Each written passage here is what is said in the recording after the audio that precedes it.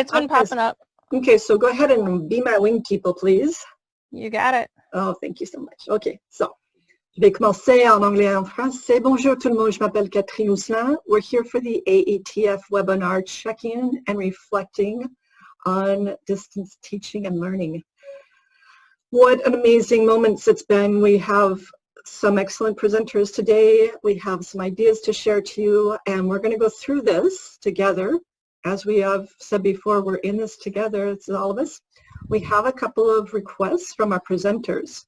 So we're a large group, and I'm just going to ask you to be respectful of everyone's speaking time when you're in a breakout room, a conversation room, not to continue too long because we can't answer everybody's questions. So if you have further questions, you can email the presenter after the meeting. And since we all come from different perspectives and locales, please be respectful of the different approaches to teaching, learning, and procedures. Some people get to see their students every day, and me, I don't have any synchronous teaching, and I get to offer 30 minutes of teaching a week. So we're gonna work through a lot of things. You do not need to display your video, and in fact, that does help with bandwidth. If you've got a slower Wi-Fi connection, you can just put your video in blank for right now, but maybe in the chat rooms if you want to connect with each other by video, that's up to you. But please keep your microphone muted unless you'd like to speak in one of those rooms. Okay. And then we have one more, and I'm going to try and put this down here. Oops. So if you have a question or if you want to do something, there's a little like a raise your hand type of emoji from the box. It's under the manage participants. It's a little emoji like you can raise your hand or you can give a thumbs up.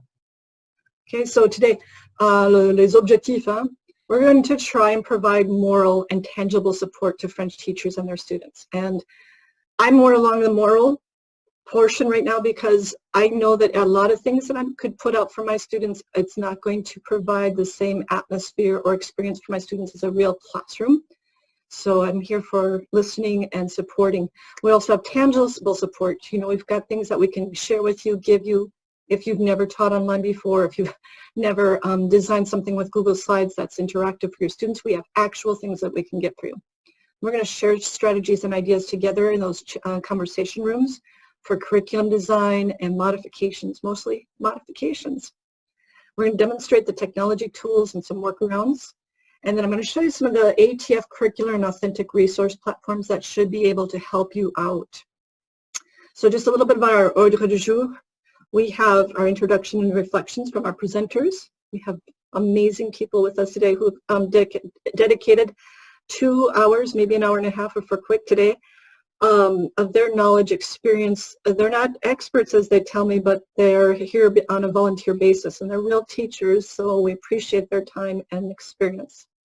There's going to be a shared resource document, and this is just for our quick, if you want to put something in that you know about, and I will try and get that into a Wakelet. You can click on that link, and there's a few things already in there from Necessful, a resource bank, from Nell. We've got the Early Language Learning Network. We've got a couple of things from the Cultural Services, a TikTok somebody shared yesterday, Epic Book. So if there's something that you'd like to share, just sort of pop it in there. We'll make sure everybody gets to see that. There's a conversation room number 1, where it's going to be open to everybody talking like, how are you? There's another conversation room, number 2. It's where our presenters are going to sort of facilitate rooms with specific topics, and we'll get to that in a moment. And of course, the curated resources, materials. I put up my website. If you need lots of ideas for technology or curriculum design, go ahead and look at my website. The first one, like I said, that we're going to do, it'll be 20 to 25 minutes. You'll be put randomly into groups. And the question that we're going to look at, just what has it been like to transition into distant learning? How has that impacted your lives and your routines? What's been working well? What's been a challenge? What can we do to brainstorm together? Okay. The second one, I'm going to need you to be on our presentation because there's a topic list that I'd like you to look at. If you click on that link, or this is one right here, Teresa is not with us today. I will see if I can take over hers, but as the moderator, I kind of need to go back and forth between the rooms. But Justin Charles is here, Nathan Lutz is here, Heidi and Katie are here, and they each have topics like thinking ahead for fall 2020. That's massive because truthfully, I'm not sure what's going to happen in September, or when we do come back in September, what's it going to look like? We have students coming in from different schools, from different teachers. Let's talk about that. Nathan is our expert in the K-6 area.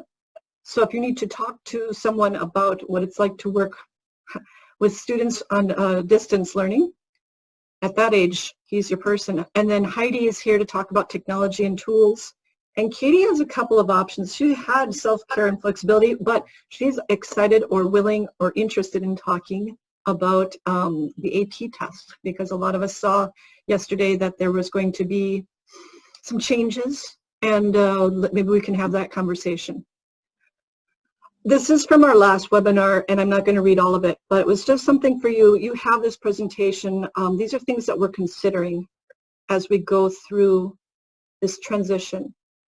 And so the most important thing is the compassionate, engaging, and reflective teaching during school closures and national emergencies. Just what are we expecting from our students? What are our proficiency benchmarks going to look like? And what's the balance between using all this technology and just what do we expect our students to be able to do?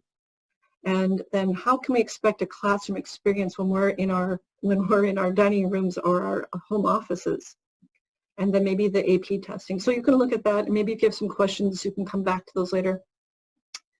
There's a bunch of links for you to look at. I'm not going to go through them right now, but those are just some more resources for you. If you'd like to look at the March ATF webinars, they're listed there. There's 3 of them. It's all the same, but you know, each webinar might have a little bit different personality, so take a look at those.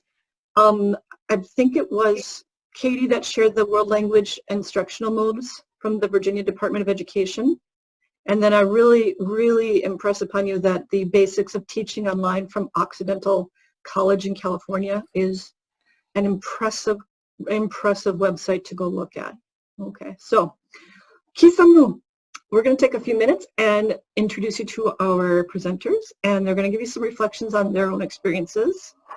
And we're going to start with Justin Charles. And Justin, am I correct? You'd like to stay like this right now? Just me sharing my screen? Yep, that's fine. You can leave your screen just how it is. Okay. So my name is Justin Charles. I teach at Round Lake High School. Our last day with students was March 13th. And we were told that we would be getting a week off before spring break and then coming back after spring break. And about 45 minutes ago, it was announced by our governor that we will not be returning to school at all this year. So that's where I'm at. The session that I am leading is getting ready for fall 2020 and what that's going to look like based upon what will be happening at that time, because that's still something that's a little unsure at this time. Thank you, Justin. Katie. Hi, I'm Katie Wheelock. I'm in Arlington, Virginia, and I teach high school French at a public school. And Friday the 13th, March 13th, was our last day as well. The governor in Virginia decided a little bit earlier that we would be at stay-at-home lockdown till June 10th, and schools have been closed until the end of the year for a while now for us. I guess, Catherine, you're going to need to give a little advice. If I do this session on self-help and flexibility, it's kind of how we're taking care of ourselves as teachers, and you know, strategies for helping to recenter us so we can move forward with the work we're doing. Mm-hmm. I'm interested in collaborating for the AP, but I don't profess to be an expert in how to move forward, and I didn't even see the webinar last night that was for the parents. So I have an idea. I can start a room, those who are interested in that. Mm-hmm. Okay, instead of Teresa's room, we'll just have that going. Okay. And I'll pop in as needed, because maybe somebody did see it last night and they can just lead as a facilitator on just for a discussion about what people are thinking. But thank you, Katie. Okay.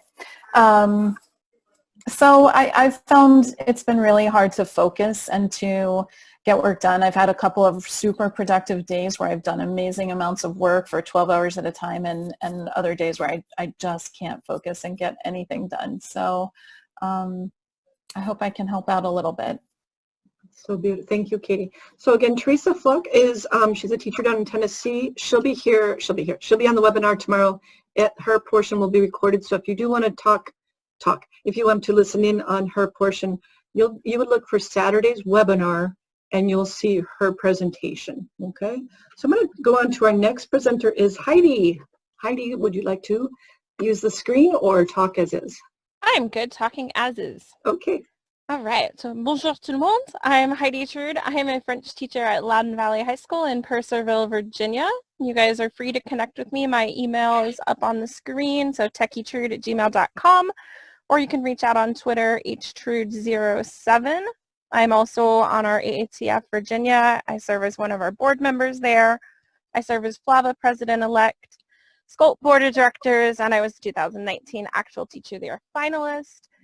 For my school, we were the first school division in Virginia to close. I found out the morning of March 11th that my school was closing, got a nice little phone call and text at 5 a.m. saying school was closed. No warning at all the day before that it was going to happen, so it was a nice surprise to everybody, meaning we were given then an hour to go in to grab materials, and whatever you got in that hour is what you had. So we've been doing this now over a month. Some of it has been asynchronous, some has been review only, and now just this week we started teaching with new content, so I've kind of gone a little bit all over the place with it.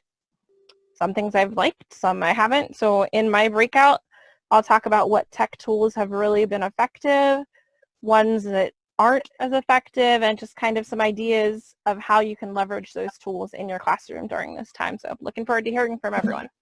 Thank you, Heidi. Okay, Nathan, come on in.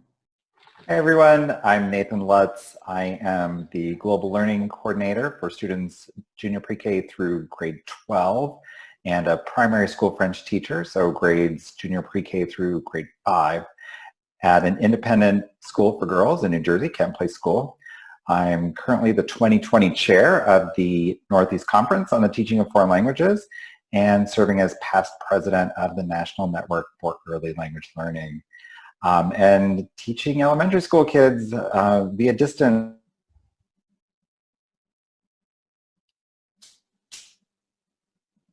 world languages are still being taught asynchronously, and core classroom classes are being taught synchronously. So it remains to be determined if we're going to be doing live classes, but I've gotten pretty good about writing good asynchronous lessons and all that. So, okay, Nathan, I think you may have cut out just a tiny bit there at the end.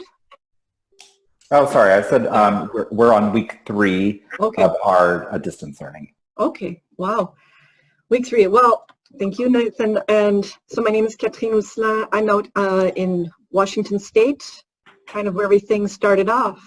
So I have French 2 through AP at Mount Vernon High School. I'm also a World Language Technology Coach, and I'm currently the AATF Technology Social Media Chair with Resource Curation. How many of you know some of us from French Teachers in the U.S., a Facebook page? Could you just give us a little thumbs up? I'm going to just put up the stop share for a second. Take a look at everybody. Thumbs up, either with the emoji. There's so many of us together, right? So you're probably going to be hearing things that you see me or someone else pushing out a lot, right? And what we want to say is this is our chance to get together. I chose to put the webinars out a little bit after, like later in March, when everything started, rushing up together. And I said, well, let's just wait a moment and think about this, because everybody's going to have a different teaching experience. Some schools just closed in Iowa. They're just finishing up this now. North Dakota, South Dakota, still open. No, excuse me, South Dakota is not. I did look that up. But if I had started these webinar series right away, and then things changed, we would have done all of this extra work for, for some good, but not the best. Then we waited a few more weeks. We're now, April 17th. I said, let's start another round and see what does it look like. So today we're kind of giving this idea of where are we now in this, for me, it's a month today. This is exactly the day where I was supposed to go to school 1 month ago, and I'm here. So we're going to go through this, and I want to go back here to this conversation room. Now that you've met all the presenters, this is slide number, I think, 6. Okay, if you haven't had a chance to go on there, there is a link that takes you to a conversation room poll. We're going to have the first conversation room. You'll be in just anyone's group, and you'll have those basic questions. How are you doing? What are some challenges? Then on the second room, you're going to choose one of these, and remember that Teresa is not here, so please don't choose this first one, but if you'd like to be the AP, that's what I'm going to, replace it with. There'll be an AP room if you just want to talk about that. So Justin, Nathan, Heidi, Katie, or any room will work if you can put your name and the room that most interests you. And then it's a little bit of a process for me to put everybody in their own rooms, but we'll get in there. It worked yesterday, and then you'll be able to talk with our presenters. Just, what are your thoughts? Okay. So we're going to do the first conversation room, and it's about 20 to 25 minutes. We notice about 20 minutes is pretty good depending on the size of the rooms. Everybody gets a chance to talk. You can use camera or not. And the questions are transitioning into distance learning, and what's been working well, and what are some of your challenges. So to do this, I'm going to stop the share for a few seconds, and I'm going to create these rooms.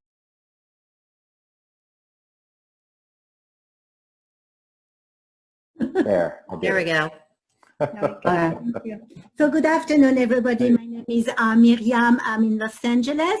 And yes, I gave the Grand Concours Prior on March 16 or 17 on Zoom because our closed at that time, and everything went fine. And tomorrow we are giving a placement test to the incoming students, so that is going to be another story. Actually, we are practicing with some colleagues after that meeting, but it's challenging. Hi. Oh, Laura, were you going to talk some more about the exam? No, go ahead. I'm in a little different position. I teach at St. Martin's University, so in Washington State, and we have been teaching, we went online on the 16th of March, so it's been a month since we did that. None of us asked for this, of course, and my classes right now are synchronous, and my biggest challenge, I would say right now, is testing. Oral testing on Zoom. Zoom is very easy to do. It just takes forever. What I would do in an hour now takes 4 hours because you have to schedule individual appointments for students. So that's part of my challenge right now, and also just missing my students and colleagues. But I think that's where everybody is. Mm-hmm. Have you used Flipgrid? Because that's I haven't. Yeah, I mean it's not really. I mean, it is a kind of assessment, but you can give the kids a prompt, and they have to speak for a minute or whatever. And you can tell if they're reading or not, or if they've memorized it. So and they can also interact with each other on it too. So you put out a prompt, and definitely. You can set it up in your administrator tools. Okay. So it's a great, so you could, just like in a college course where you're saying, put a posting and then respond to 2 classmates. It just gets some, it's not true interpersonal, but it's, approaches it a little bit better than nothing. I have used the breakout rooms for students, but the other challenge that I'm facing is that even college-age students are terribly untech savvy.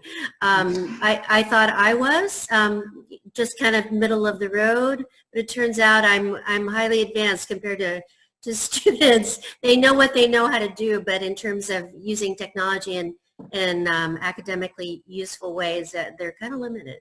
Right. They know how to make TikToks. You know, I'm teaching middle school, and they are pretty good too. So now I coached one today. They are taking picture of themselves, but the picture is moving, so you think the student is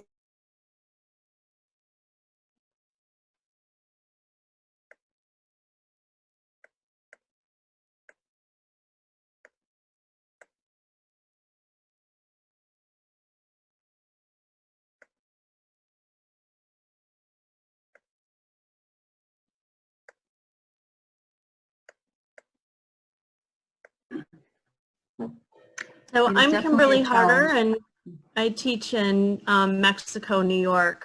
So I'm up in upstate New York by Lake Ontario. I used to live in it's- Oswego. Oh, did you? Hi. Nice to see Small you world. or meet you. Yeah, so this is week 5 for us, and so the first 2 weeks we had one day to get ready. So I teach French 2 through 5, and my 4 and 5 are college prep courses through SUNY at Oswego.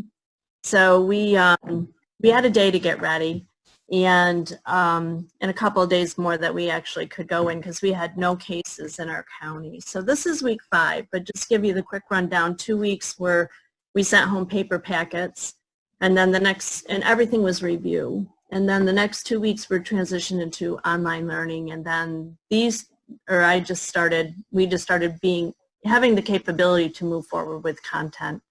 So we use Microsoft Teams, and we have a list of things that we can use. It's a pretty extensive list. Flipgrid is on there. We also use Schoology as our LMS, and you can pretty much do what you can do in in Schoology. You can do. I also use like Google Classroom. So I guess I'm lucky in the sense that we have a suggested schedule. In foreign language, like I think Catherine said, gets 30 minutes of applied learning. Other than that, it's, we're supposed to be online. But I'm pretty lucky because I've been able to meet and greet with my students. I do a level a day for an hour. So I do 5, 4, 3, 2, and then on Fridays I call it Calendar Talk Plus More. And, we do some activities there. If we're talking about challenges, I think the biggest challenge right now, I think I'm lucky here. Well, here's our thing. We are the only state that gives regencies. So now the regencies have been canceled. And so it's really going to fall on us. And we just found out yesterday, we're closed till May 15th. So we have another month of this at least. And with the regencies being canceled, what we have to do is we have to decide if the student has met the standard to be able to award them the advanced regents diploma. That's a pretty big deal in our state. So we have the 1 credit that we need for graduation, which is the low checkpoint A at the end of 8th grade. So that has to be decided. And then we have to decide, who gets the credit. So the biggest challenge right now is our ghost. I call them our ghost. And those are the kids who are not having any contact with us at all. I spent 3 hours on the phone calling parents the other day just saying, look, we're in week 5. And I have absolutely nothing from your child. And we have, because we're rural, we have students who don't have internet. It's a small amount, maybe 45 out of 625. But what I found out was that I thought my students didn't have internet, but they did. And they just were not. So it's going to be very challenging, and we're talking about going to pass-fail. Who is going to get awarded? Though, how do we decide that those kids have met the standard? If in fact that they are what I'll call ghost. In other words, they're not participating. And I'm giving them ample, opportunities, as I'm sure everybody is. But we are not allowed to take grades. We can only give feedback, such as C is incomplete, E is an excellent, something that can be translated to a number down the road. But just had a coordinators meeting yesterday. We're thinking about going to pass-fail, so then we're just going to have to decide what that looks like. So those are our biggest challenges right now. Mm-hmm. I was going to say, I've heard one of my supervisors, when I told my students did the National French exam, he suggested maybe using that as a placement test in a way, and to, see where the kids fall in terms of their abilities and their skills, you know, maybe that's something that it is an online test they can all take. It's timed. You know, you either you know the material or you don't. So I don't know. It's something to consider if in these circumstances. For like you say, if you have to place students or they have to, you know, reach a certain proficiency to move on, it's a good measure of their abilities, I think. Hi. Yes, I am Henriette Sindri. I'm from Baltimore International Academy, and I'm a program coordinator for the French immersion. So we have been home since March 13. We got 2 weeks with Packet, and now we are all online. It has been very stressful for teachers because they have few days to get ready for online classes. We have a requirement of Google Classroom.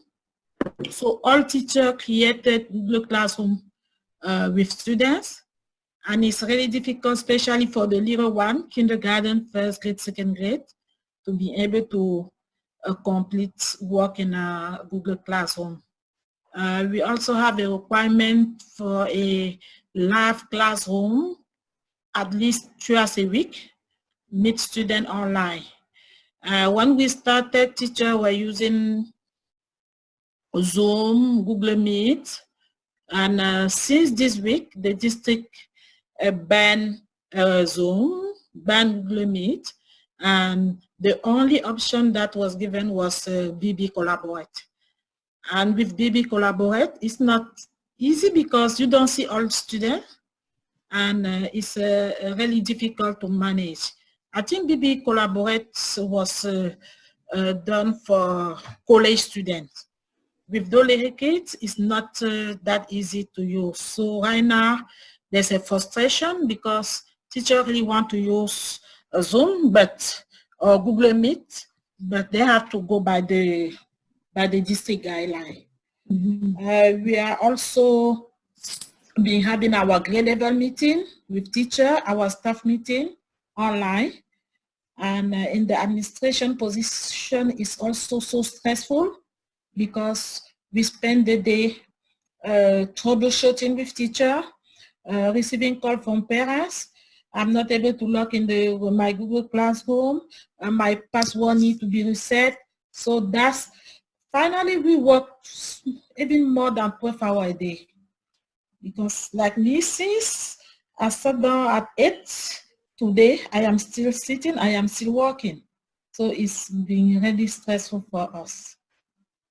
And, today we just heard that we will be going until May 15 in Maryland. Yeah. Yeah, I'm in Connecticut, and we're going to May 20th for sure, and I highly doubt we're going to be going back at all. I know New York already is done for the year, right?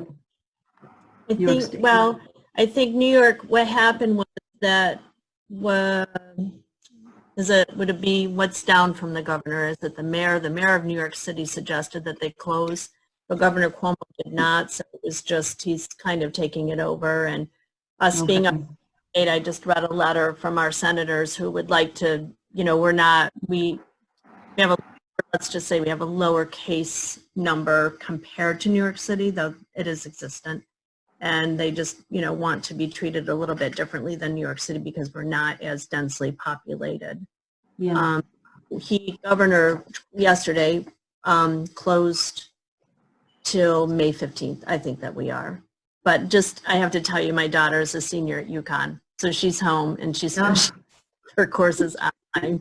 So we're through the initial disappointment just because of the severity of the situation. But yeah. So with a lot of seniors missing their graduation, but yeah. I know, yeah. So. Hello. It's challenging. Yes. My school actually proposed 2 alternate graduation dates, one in July and one in October, depending on you know, when we're able to convene together again. Mm-hmm. Very nice. We have a cool little thing we're doing for our seniors where they can put up their picture, and it's in a school logo and say where they're going and, you know, whatever. And so it's you know, we're doing some things like that that are nice for the kids. But anyway, so. Hello, I'm, do I have to? I was just going to chime in. I guess I'm more like Kathleen. I'm teaching at Florida International University, and we've moved to they moved to pass-fail and or no grade options pretty quickly in this whole thing, and graduation is going to be done via Zoom, but they will have certain graduation dates that would be possible down the line. I found that I was surprised how quickly that I was able to. I mean, the same case as everyone else. You know, like a month or so ago, saying like, oh, all of your classes are going to be meeting on Zoom, and I'm surprised how quickly I had learned it, but also my students adapted quite well. Of course, you have students that don't come to class occasionally because their internet is down, or they're late to class because they had to wait in line at the grocery store, or they got called into work. I mean, you have to be very adaptable, but I did find in Zoom that in my course, for example, on Quebec, that students could present short presentations with share screen, and we were able to like keep going through the through the textbook fairly well. I think the challenge for me was the course on French phonetics, where all of a sudden it's like, how are you going to get students to write in phonetic alphabet on an online test? So, but we managed. I see we're going to be going to the main session now, but good to hear from everybody. Yeah. We're all in it together, worldwide. Bon courage. I am Nirva Vernet, and I am in Richmond, Virginia. And I was listening to everybody. Hi, everybody. And we practically have the same problems. I use Google Classroom and also Zoom, but you know, same thing with the Go students. They do not show up. So when I am there for the class, I may only have 2 students out of 15. So spend the time also to call the parents, and sometimes the parents didn't even know that the child wasn't there. So it's a I see Katie's picture first. So Katie, would you please talk to us about what you heard in your groups, some takeaways, connections, or questions? One person said that it's a lot of struggling and juggling, and I love that because, yeah, I think that sums up a lot of what we're doing.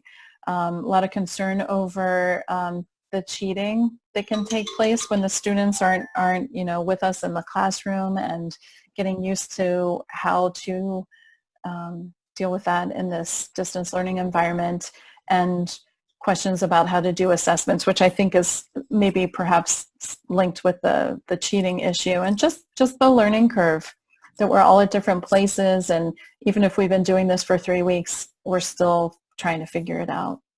Yeah, I think it would probably take us about a year to learn, just like when we're in student teaching, right? It's not something that we just all of a sudden learned how to do this weekend. I want everyone to realize that this is, you have been asked to change your entire formation professionnelle, right? It's not what we learned. So let's just try things out. You know, the cheating thing, I'm one of those people that say designing tasks that make it less easy, so grammar, filling in the boxes, or writing sentences, those types of things where they can, where you're asking them to produce, that's usually where you get a lot of the cheating, I think. And right now I'm just relying on interpretive, so listening and reading selections for my students, because truthfully it's a little bit less stress for them, and they tend less often, not always not, to cheat. What else did you hear, Katie? I think those were kind of our big takeaways, but that we're really all, even though for many of us we closed around March 13th, the way our school systems have either, they dove right in and had kind of a set schedule, even though it was reduced, maybe teaching from 10 to 1, and then, another school system that is just now really starting to kind of work into that. And some of us are only meeting with our students, if we're lucky, 30 minutes to an hour per week. And in my case, it's 1 hour for all of my students, unless I'm lucky to get some before or after school time. Yeah. I'm going to just take a quick poll with either the little thumb icon or the actual thumb. How many of you are offering actual assessments, like stuff that you would put in your grade book right now for an assessment grade, like quizzes or tests? Okay. No, it's kind of a complicated question for us. Yeah, or complicated. Yeah, that sideways thing. The reason why I asked is, what we've been seeing online about the equity of asking students to do, actual assessment, something that goes in the grade book as a quiz, a summative grade. Let's put it that way, a summative grade. I don't know how we can ask a lot of families to make. How many of you are parents? Let's do that. Okay, yeah, I'm not, but I have friends who are, and it's an amazing amount of work, especially if you had a child in elementary school or middle school or high school, or in all three of those. That would have been my family. All three levels, one computer, maybe one device, and then the teacher says, well, I want PDFs. Let's just remember that we cannot recreate that classroom experience, and summative grades might be something that is a lot smaller than we can imagine. A lot of you are putting questions in or ideas in the chat box. Definitely look at those. Okay, I'm going to go back to sharing my screen, Kitty. Thank you so very much for sharing out. How about Justin? Do you have some takeaways? Our group was kind of all over the place with how much time we get to work with our students. And there were quite a few AP teachers in my group, and just their general concern for how that's going to all work out. So it was a bunch of people who all want to do the right thing and the best thing for their students, and who are all kind of struggling.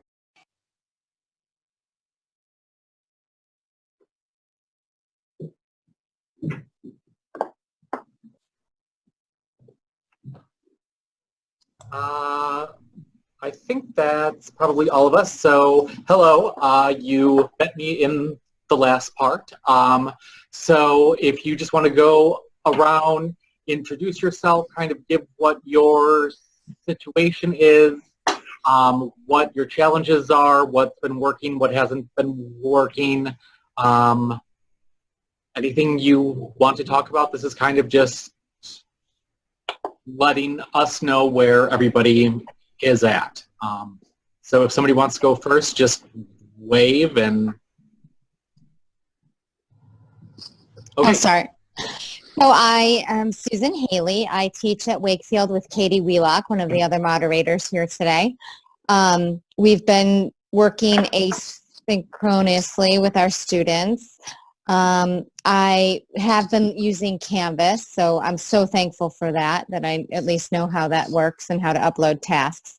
I think the biggest challenge is the percentage of students completing the work versus the amount of time and effort I'm putting into assignments. We are to do enrichment activities for our students that are C or higher, and then we have to do remediation activities for those students that are a D or an E.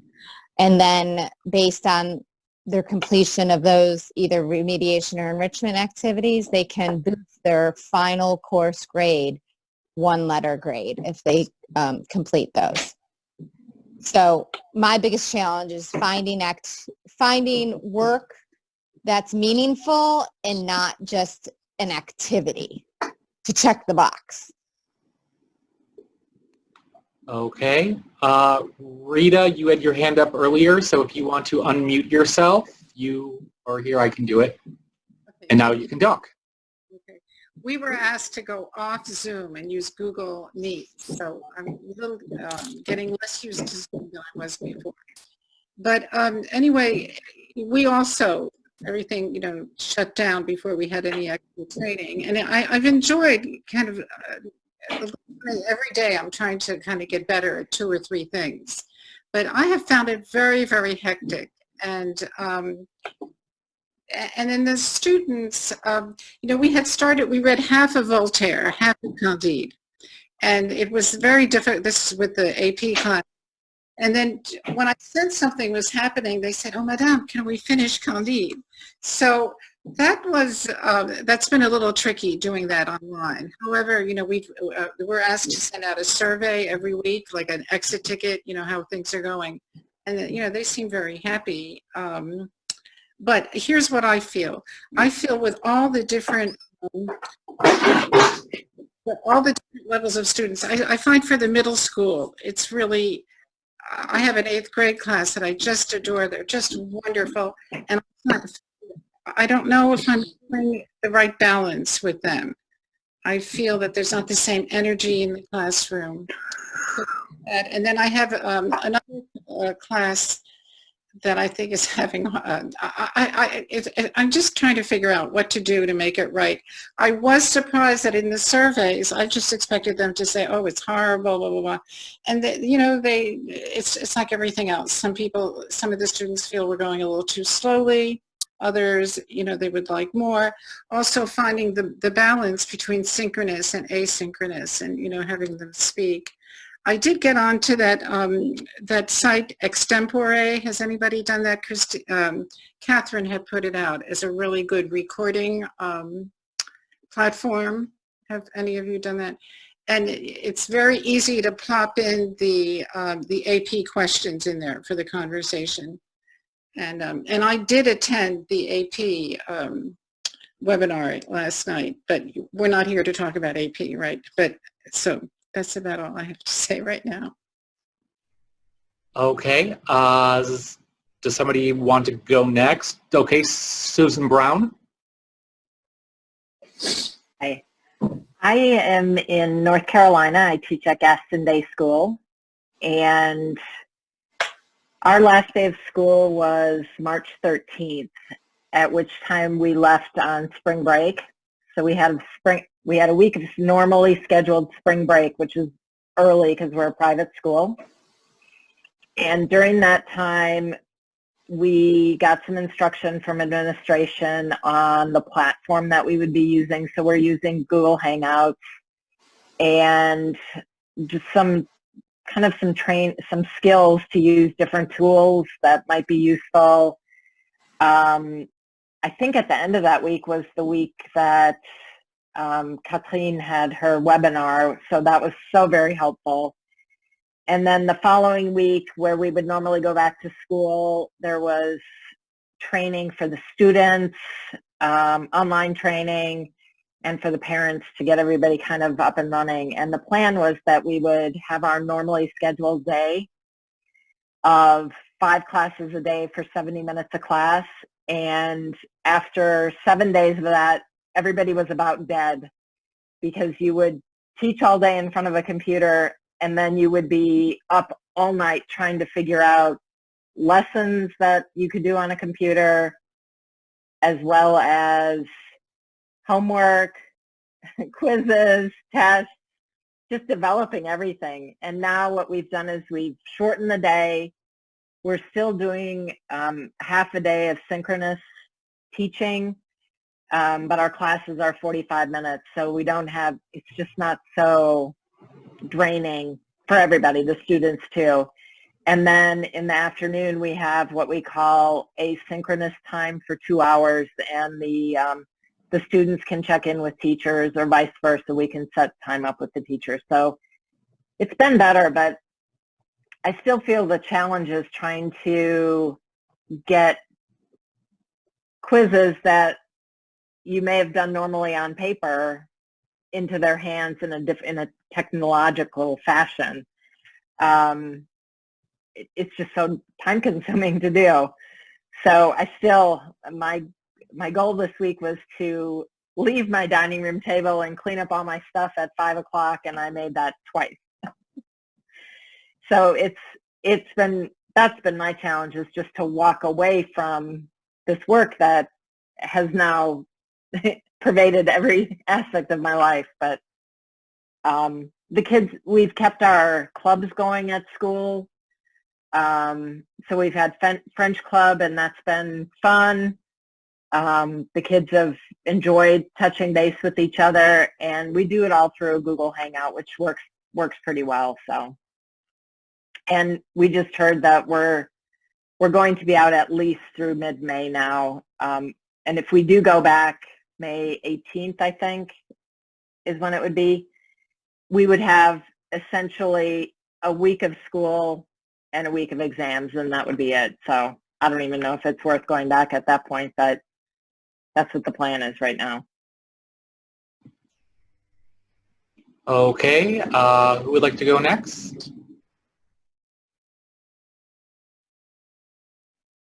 Okay, Samantha Curry. Yes, I'm Samantha. I'm from Keller High School here in Texas, and the governor did just shut us down to the end of the school year. And just today they came on and said we're going to be close to the end of the school year. I haven't seen my students face to face, in person since March 6th, because we went on spring break at that point. So this is our 5th week on online learning, and the first 2 weeks were basically supposed to be review and just giving them stuff to just kind of keep up their French a bit. And then the last, like I said, was really the first 3 weeks. And then last week and this week, we've been able to actually give them new stuff, and the district gave us guidelines of what we're supposed to be teaching each week. I see my kids once a week for a Zoom lesson, and that's not required, for 45 minutes. And then I can give them 1 hour of work a week on top of that. So that's all they get. And so I get 1 week to teach the imperfect versus the imparfait in a 45-minute lesson. Sorry, it's a little insane. Yeah, I was like, but my coordinator, my world language coordinator said, you have to think of it as you're just trying to just let them see it, not necessarily teach it to them. You're not a teacher anymore, basically. You're just showing them it, and and I'm like, okay, but that's not what I got into this to do. So it's been a little challenging, and I also am dealing with the AP stuff, like Rita was mentioning earlier, so I'm looking forward to maybe talking about that a bit later.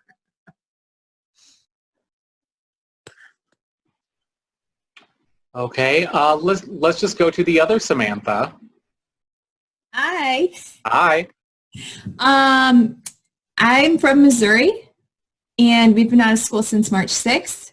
Similar situation to you all, where we're just plugging along, trying to give kids material, but it's harmless for them in terms of grades. Well, we're not going to be going back this school year, and I wanted to join this room just to sort of, I don't think anybody has any answers about next year, but I wanted to speculate on sort of what that would look like for a classroom setting so that we could think about how we can best instruct. And Susan, you said something about assessments. That's something I'm really struggling with too, how to properly assess students, or maybe assessment doesn't even really matter at this juncture because, like the other Samantha said, we're just there to kind of expose kids to things and keep them mentally engaged. So I guess I just wanted a little bit of a compass. So that's what I came here for.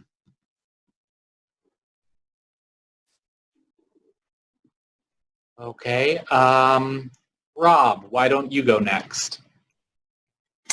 Thank you. Hi, everyone. Yes, I'm similar to Samantha Curry in Texas at Fort Worth Country Day, an independent school, and I teach 7th and 8th grade French. And yes, since spring break, we've been shut down, and yes, it looks like that's going to be the case for the rest of the school year.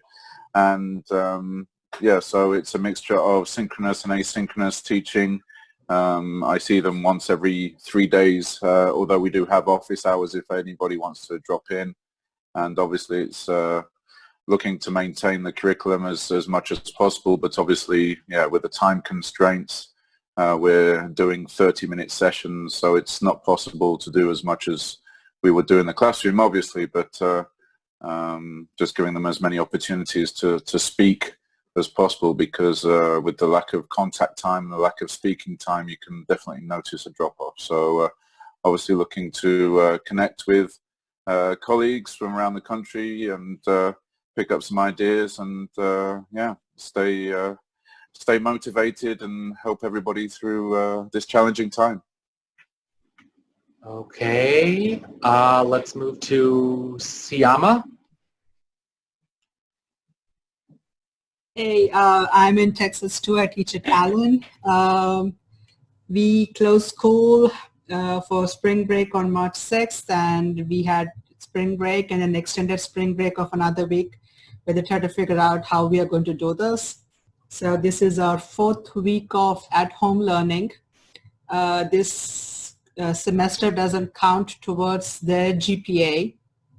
But it counts towards getting credit for them, so that's why we have to provide them work and monitor their progress. So we are supposed to give them work by 8 a.m. Monday morning, which is going to be due by Sunday evening, the following Sunday evening around at midnight. So we have a number of minutes. We have 110 minutes of work that we can give for our on-level kids or pre-AP kids. But AP and IB gets 220 minutes of work per week. That's how they have decided, because we still have AP and IB exams. I'm juggling between, I'm sorry. So I'm juggling between AP and IB because I teach both. I'm getting ready to do my IB individual oral exams with my SL kids on Monday and Tuesday. Has them scheduled Zoom meetings for those, and we have to do audio recording, video recording and everything, and upload them onto their IB website. That is going to be their final exam for IB. And AP, we don't know what we are doing still, so that's the situation. So as Samantha was saying, I mean, I would like to know, I mean, we are closed for the rest of the year. We are not going back, as Texas governor just declared that. What are we going to do next year? How is this going to impact us next year? So what's the plan for next year? That's what I want to see if we can come up with something. Okay, let's move to Sophia. Sure. Hi, I'm Sophie. I'm in Brooklyn, New York. We're also not going back at all this year, which is kind of crazy. It's also my first year teaching, so that's great. I definitely, it's been okay. We've been using Google Classroom and Zoom, although now we're going to be transitioning to Google Meet because Zoom is insecure, apparently. And we're currently on spring break, but we're technically working, but it's like we have been told not to give anything new, so we're calling it like a slowdown, which nobody really knows what that means. So I guess I've definitely been struggling with just not really knowing if I'm doing enough or doing too much. Kids are saying they're overwhelmed. I feel like I'm not doing a lot, but combined with everything that all of their teachers are giving them, kids are definitely saying that they're a little bit stressed out by the amount of work. And I have 7th and 8th grade, so it's interesting to see the kids kind of struggling with developing their independent work habits as well, which they definitely are not as developed and used to working so independently as maybe a high school or college student would be. So just kind of wanted to hear from other people, see what other people are doing. Okay, Valerie?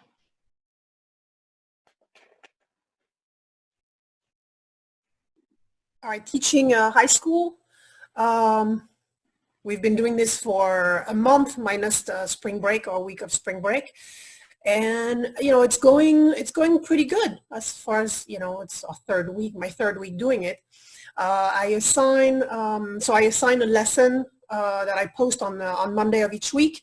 And then they have a list of tasks that they have to do. And then they have, following the task, they have approximately 2 to 3 assignments, tasks that they have to submit on Canvas. That's what we're using.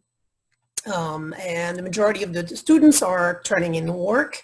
So they may have a little, Canvas quiz to do, which doesn't count for much, but and then a journal and a speaking that they have to, they have to record themselves and speak for approximately 2 minutes, and that's one thing that they submit on Canvas. So I feel like, as long as we get them engaged and producing something, and then we'll see. Of course, I don't think we can expect them to be at the same level, next year, next September.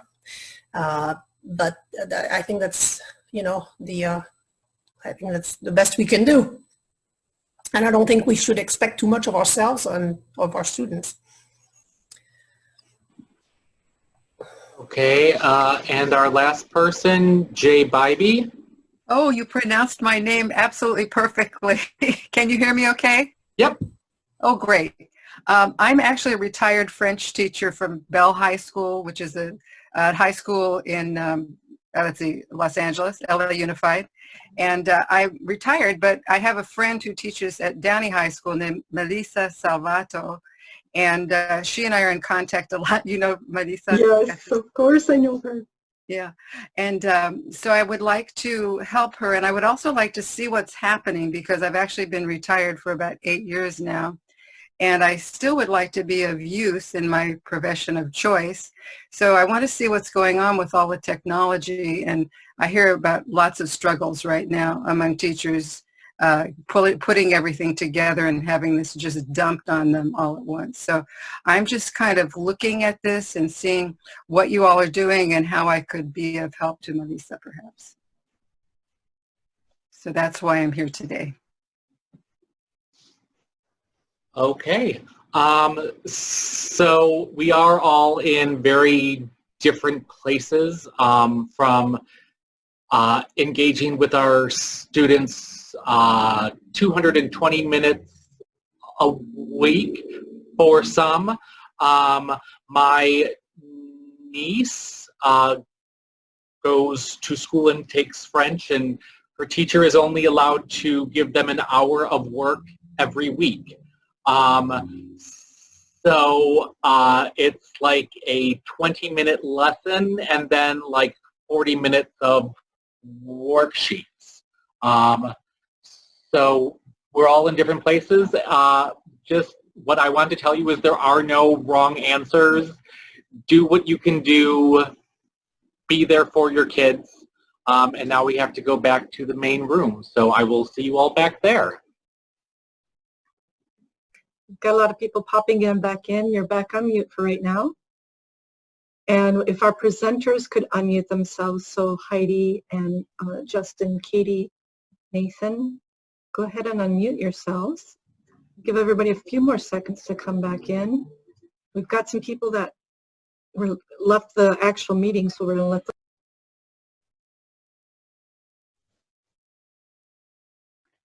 And you guys can go ahead and unmute. It's no problem, because we're a small group, so you may unmute yourselves. Okay. All right, let me put the chat up so I can make sure we're good. All right, and I see some of us are still getting in here. This should be about everyone in this first breakout, but we'll just make sure that everyone is zoomed over before we start. Give them one more second to get in, because that looks about right. Alrighty, guys, so what we're going to do first in this first breakout is we're just going to talk some general what's working, what some struggles you have, and kind of brainstorm together and see what we can come up with, maybe some solutions, or maybe we come up with more issues in general that we're facing, and then we can bring it back to the bigger group. So what I'd like to do, and it worked really well yesterday, kind of so we know who everybody is, because we are a small group. If you guys just want to share your name, where you're teaching, and maybe how long you've been on closure, like when it happens, that would be awesome. And what I can do is I'll just call you guys out based on the order you appear in my screen. So the first person I see is Andrea.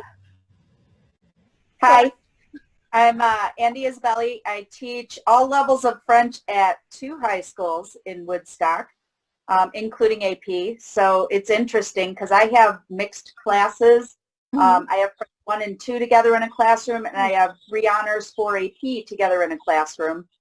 So that in and of itself has challenges. Oh, I'm hearing echoes. Maybe mute yourselves, guys, if we're getting echo. Yeah, a little bit.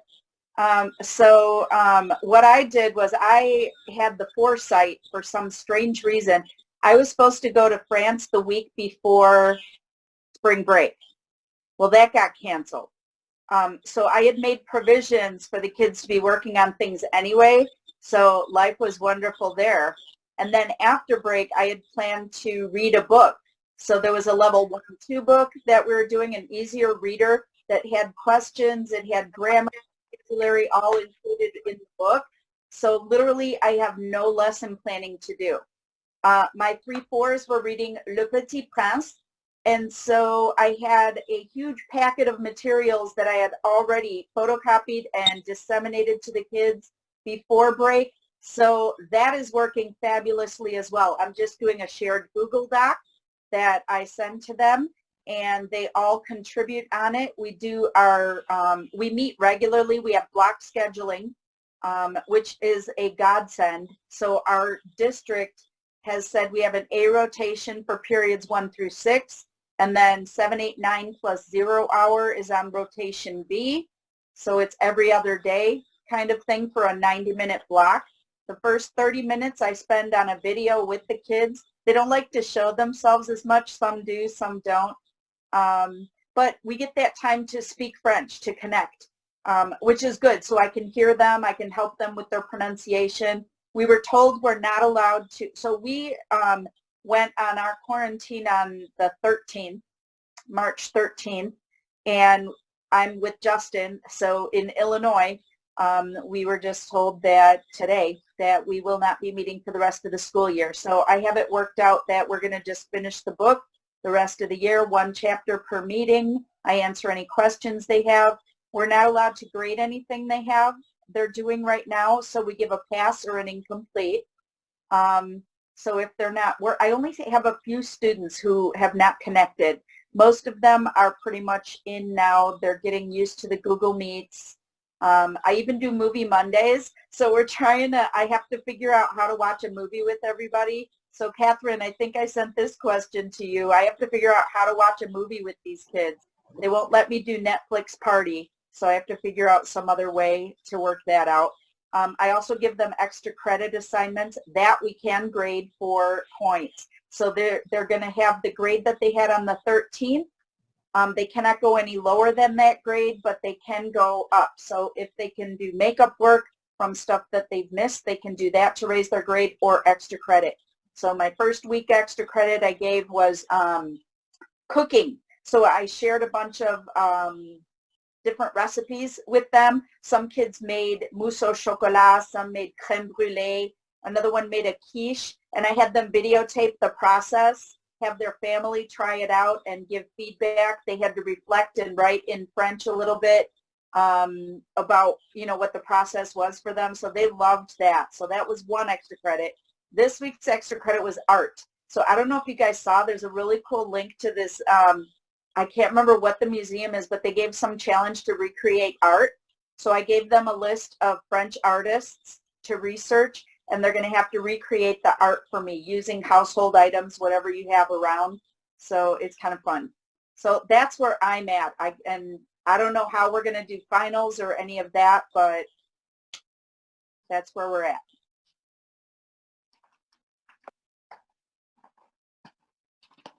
I'm great. Sorry about that, guys. I didn't realize I was muted the whole time. Oops.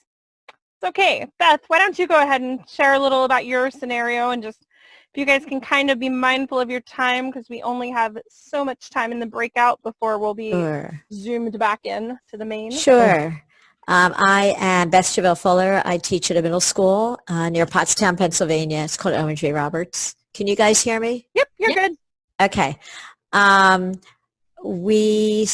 last day was March 12th. We were told after the kids left that day that we were done until it was like 2 weeks and 2 weeks. And then last Thursday, Governor Wolf said, we're done for the year. We have to do it from home. We also are dealing with the grading issue. Our principal hasn't told us yet if we're doing pass fail or grades, but we have to keep everything open. Like everything from March 30th was due today. So kids have been constantly turning stuff in, which is hard because I'm having trouble motivating a lot of the kids to do the work. Phone calls home, emails home. Twice a week we have Google Meets. Some kids come in, some don't. It's hard. Assignments that go well are things like I'm teaching commands. Tell someone in your family to do something, take a picture, write what you told them. They love that. Open your fridge, tell me what's in your fridge for the food unit. They like that. But it is hard to motivate. It's all French 1 kids, but 2 different levels. So I don't know. I mean, it's constant battle today. Grades are due midnight tonight, and I called probably 34 kids and parents the last 2 days who let me work. I have 146 kids. That's all. It's hard. Yeah, it's hard. Especially the motivating some of them. Like today we had to focus on getting students who hadn't made any contact, trying to get them to make contact with us. So my strategy today was reach out to their friends who are in the class and have them text them or message them via Instagram, Snapchat, whatever. And now I'm down to 2. So maybe that's a way if you can ask the kids, like their friends, hey, message Johnny for me. Like, I haven't heard from him. Thank you. So, you're welcome. How about Beth Reynolds? Reynolds, yeah. Reynolds. Sorry about that. I apologize. No, that's fun. I'm at a school here in New Hampshire. We've finished school on the 13th.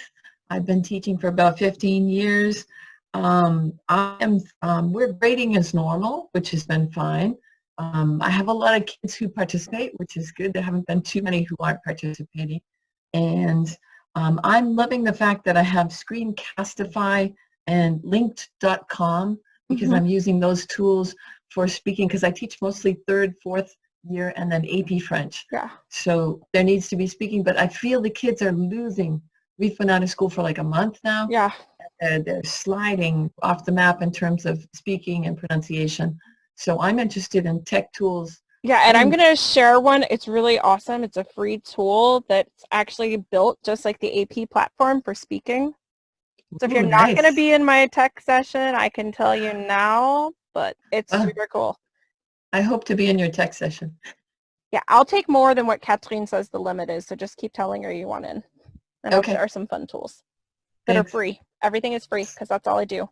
Love them. All right, so my next person on my list is A. Lands. Anne-Marie. Anne-Marie, voilà. Anne-Marie, yes. So I am in Maryland in a county that has started this week for high schoolers and will start next week for middle and elementary school. For reason of equity, they had to wait so that every student would have access to technology.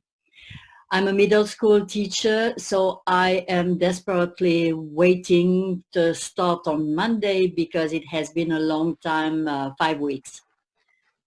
But the advantage I see is that the students will have something that is more or less a program, an access to technology that is more or less similar for everybody.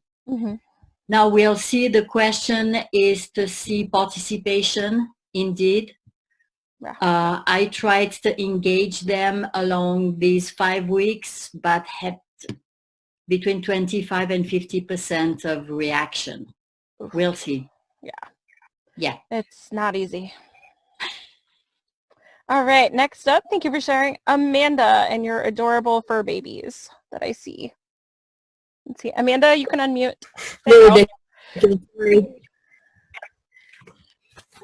So I'm in Kansas, and our last, and I teach at the high school, 1 through 4, because I'm the only French teacher. So our last day of classes was March 6th.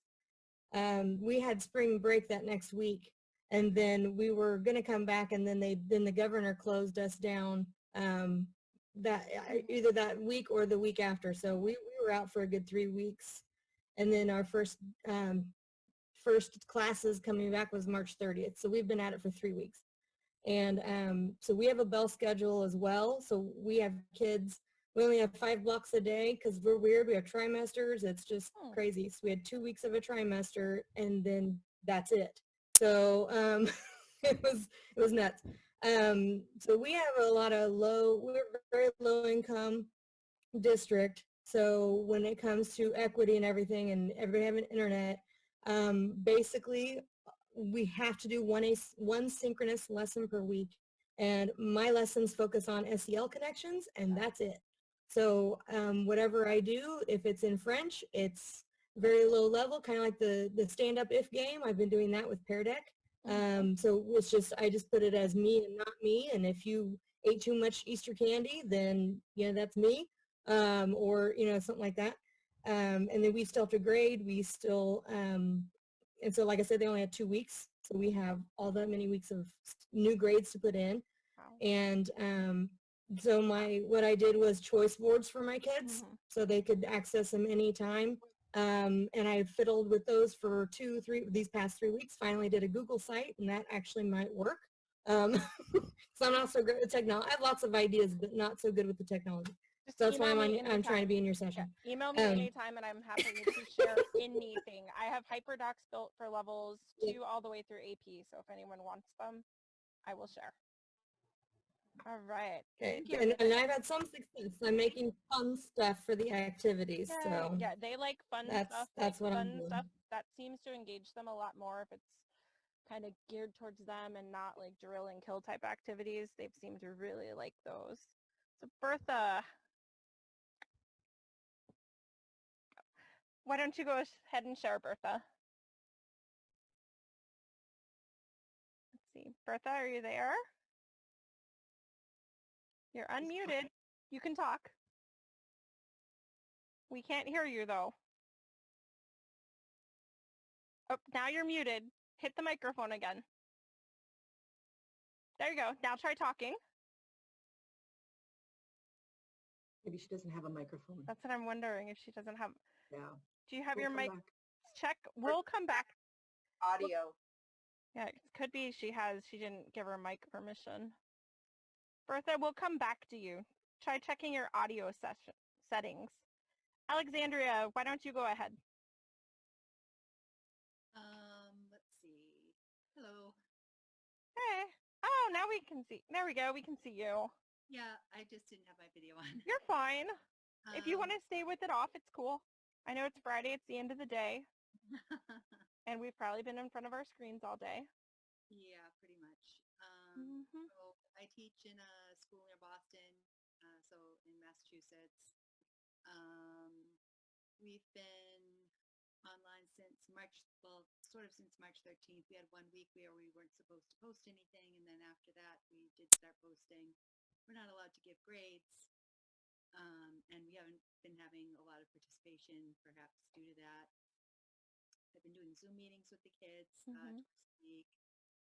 I've been trying to do a variety of things. I tried doing a scavenger hunt on Seesaw, and I thought a lot of kids would take part in that, but they didn't. And I did do Money Musical with the kids, and that got some participation. But you know, I got the Voces Digital that was available, and I've been doing some assignments in there. I've been doing Edpuzzle, I've been doing Flipgrids. I feel like I've been trying to do a lot of different things, and I'm not getting a lot of participation, so I'm pretty frustrated with that. Yeah. Especially with the Zoom meetings. I wish more kids would participate and get a chance to speak to each other, but yeah. So maybe in your tech session, I'll get some. Yeah, I have some ideas. It's worked really well with my kids, but I love my babies. They pretty much will do whatever I ask them to do. And I mean, I'm down to 2 kids out of my 130 some kids, only 2 that haven't been engaged. Oh, that's great. That's great. Yeah. But it's been, I mean, my list was really long at the start, but it's been constant, like, hey, I'm worried about you. And I've started doing like personal notes, personal message, like text messages through Remind to them, like pretty much any way I can reach out to them. And I found the more personalized the message was to them, the better reaction. Also, contacting mom and dad helped a lot too. Okay. Like, a Google form to see what they would maybe prefer to do. And I do that with my lessons. I do a reflection each week because we do ours weekly. So I put a reflection like, what did you enjoy the most? What activity would you like me to include? Kind of making it more personal. And then they see, oh, look, this week she added this for us. Or, hey, we didn't have to do that activity anymore. Like, just kind of personalize it to them and give them choices. And that will really help a lot, I think. All right. Let's see. Anna, go ahead. You can unmute. Just hit the microphone.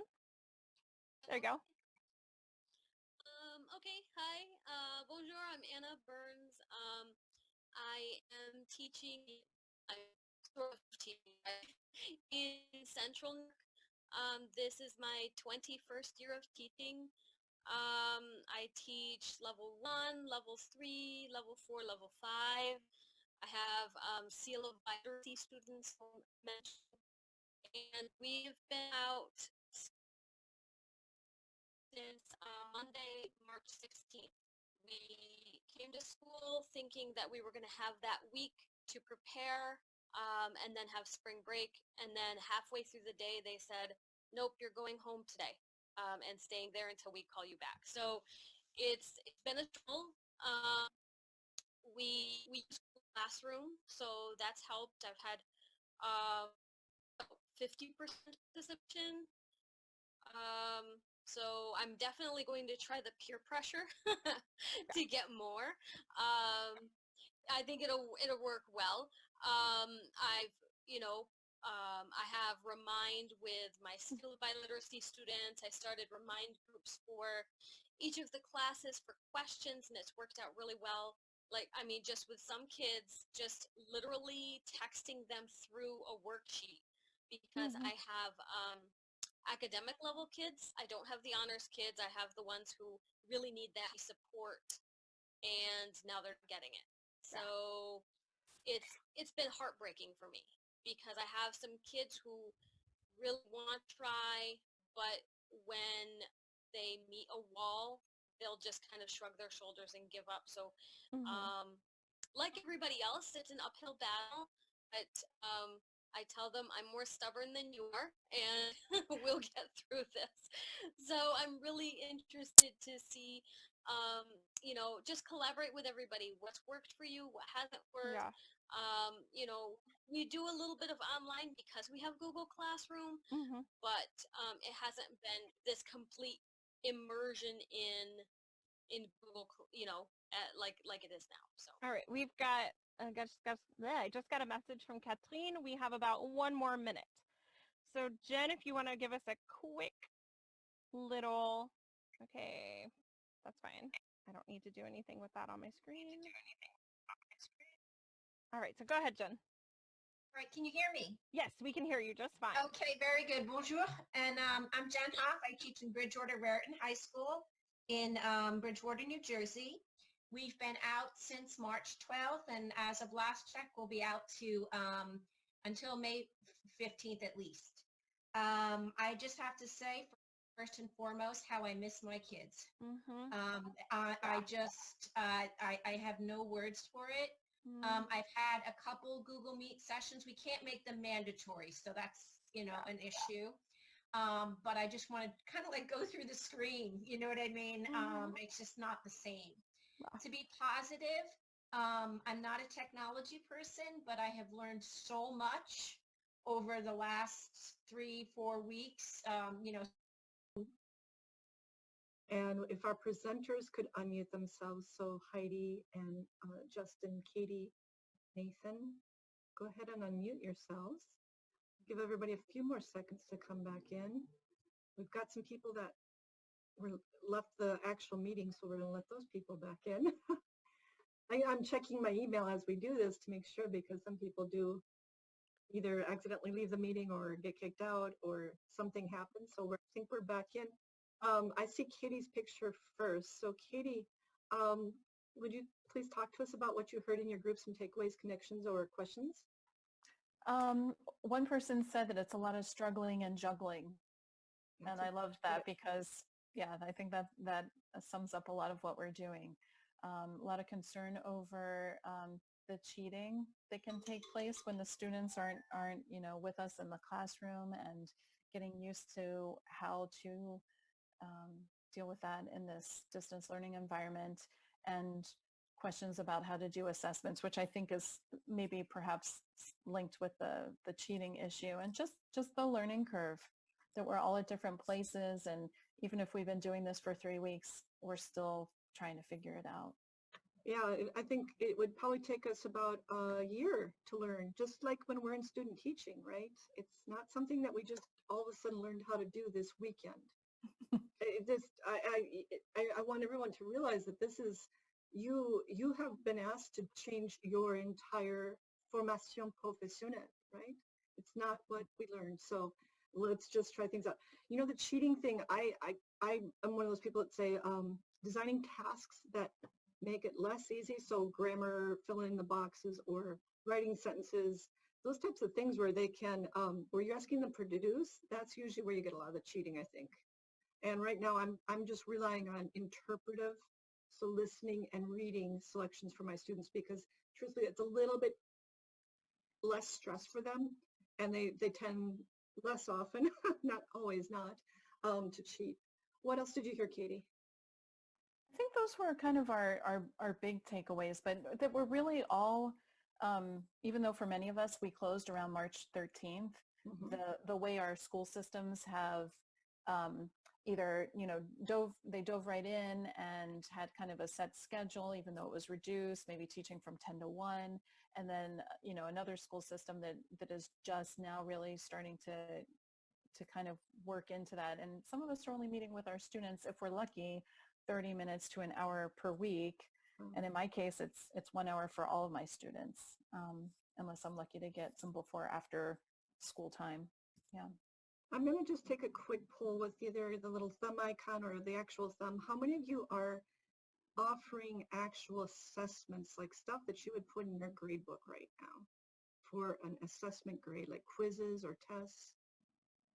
Okay. No, it's kind of a complicated question for us. Yeah, or complicated. Yeah, that sideways thing.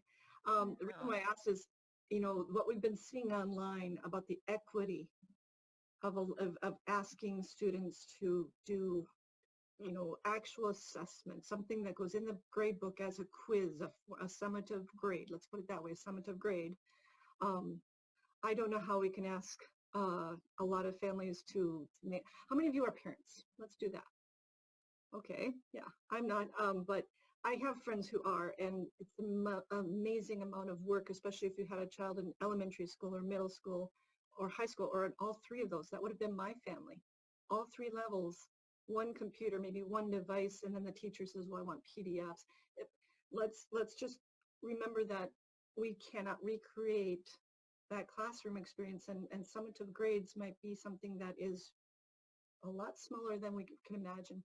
A lot of you are putting questions in or ideas in the chat box. Definitely look at those. Okay, I'm going to go back to sharing my screen, Katie. Thank you so very much for throwing out. How about Justin? Do you have some takeaways? Our group was kind of all over the place with how much time we get to work with our students. And there were quite a few AP teachers in my group, and just their general concern for how that's going to all work out. So it was a bunch of people who all want to do the right thing and the best thing for their students, and we're all kind of struggling to figure out what that looks like. So. Well, that is a big, big deal. And I think that when we look at that time commitment, what are you able to give in your own personal life? Your school district may be saying you need an hour per day per class, and you don't have that in you. So how do you balance what the district is push, push, push, and you can say, this is my cup and this is how much I've got in it, right? Thank you, Justin. Nathan, some thoughts?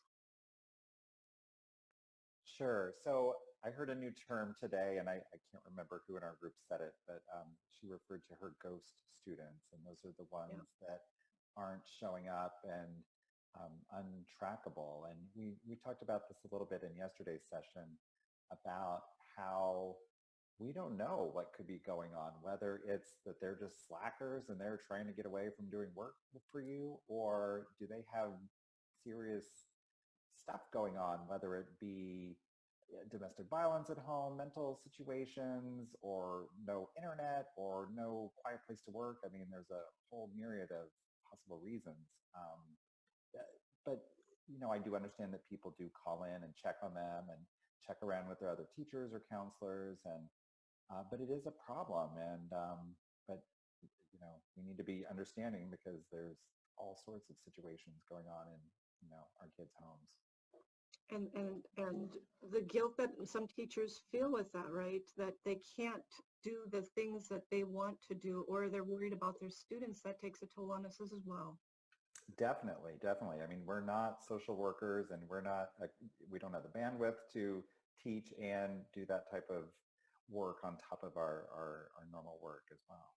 Okay, thank you so much. And then Heidi, what are your thoughts? What did you So hear? we were a little bit, just like Justin had said, kind of a little bit all over the place, but one of the big themes that prevailed in ours was the problem people were having with motivating their students to engage in the online learning, or just trying to actually hear from the students themselves. So we tried to offer some suggestions and ideas, kind of ways that were working for some that others could try, and just kind of to think of, well, if they're not engaging, what could we do? Maybe offer students more choices, kind of personalize the learning a little more to help them out. And then I shared some strategies that had been working for me, because I am down to just 2 students who have not engaged at all out of my 130 plus students. Wow. So yeah, it's down to 2, and I'm hoping by the weekend to have that down to 0, because today I deployed my minions, my little French minions, my children, and they were texting, Snapchatting, Instagramming, anything to get those students to respond to me. And I'm like, I will do whatever it takes to make sure I have them all engaged, and just making sure they're okay, because I love them. I miss them. And I know, like, we shared, like, a lot of my group shared that same thought, that it's like we just want to jump through our screen and be there for them and hug them. So that was our summary. Yeah. I do hope our community members understand what we're going through. Really, it's not a good idea to be shouting it out on Facebook, because we know that people can take snapshots of that, or they can get reported back to our districts. We've all had, yeah. I think what we are asking ourselves sometimes is so much more than we know, or well, let's go with that. I think we all had a great chance to have the open conversation. Our next job, and I'll show you next job, our next task is going to be where we're going to go into our focus groups. And I'm just going to put those up there again, because only 24 people have clicked on this conversation topic room. So Teresa's not here right now. So that's going to be the AP room. 3 people did choose that. So if you do want to talk just about AP, I'll make a room for you. Justin is thinking ahead for fall 2020. Nathan is connecting with the youngest learners. Let's see, Heidi has technology, and I know that she's always very popular, but we got to give a little space in that room too. And then Katie's got the self-care and flexibility. So what I'm going to do is start you on your second group, okay, and we'll talk about lots of things. And if that one, you know, like I said, if you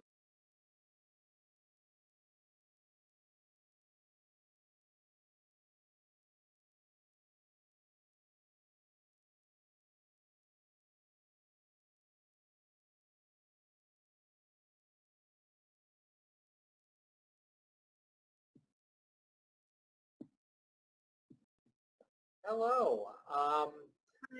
So the reason why I was most interested in this topic is I teach at a school with 3 other French teachers, and we aren't going to get through everything that we normally get through. It's just not going to happen.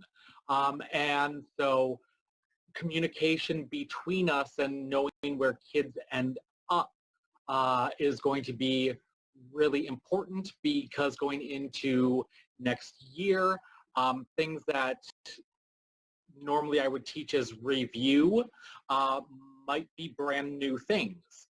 And even if it was something that was gone over during this time, they definitely haven't had the kind of practice in order to master any of the skills that we've been trying to give them, just because this is such a unique experience. And then also thinking about if things continue and we don't go back into the classroom in August, what is that going to look like, and how to best prepare for that? So what we have been doing as a department is basically identifying the most essential benchmarks. So like, what is key? What do we want them to have seen before they come back if we haven't gotten to it yet? And then if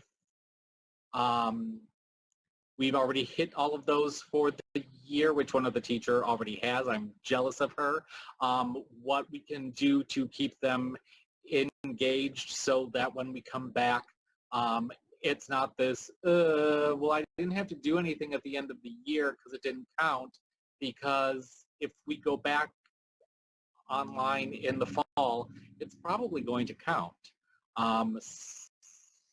So all of those things. So tell me where you're at, what you're thinking, how can we help?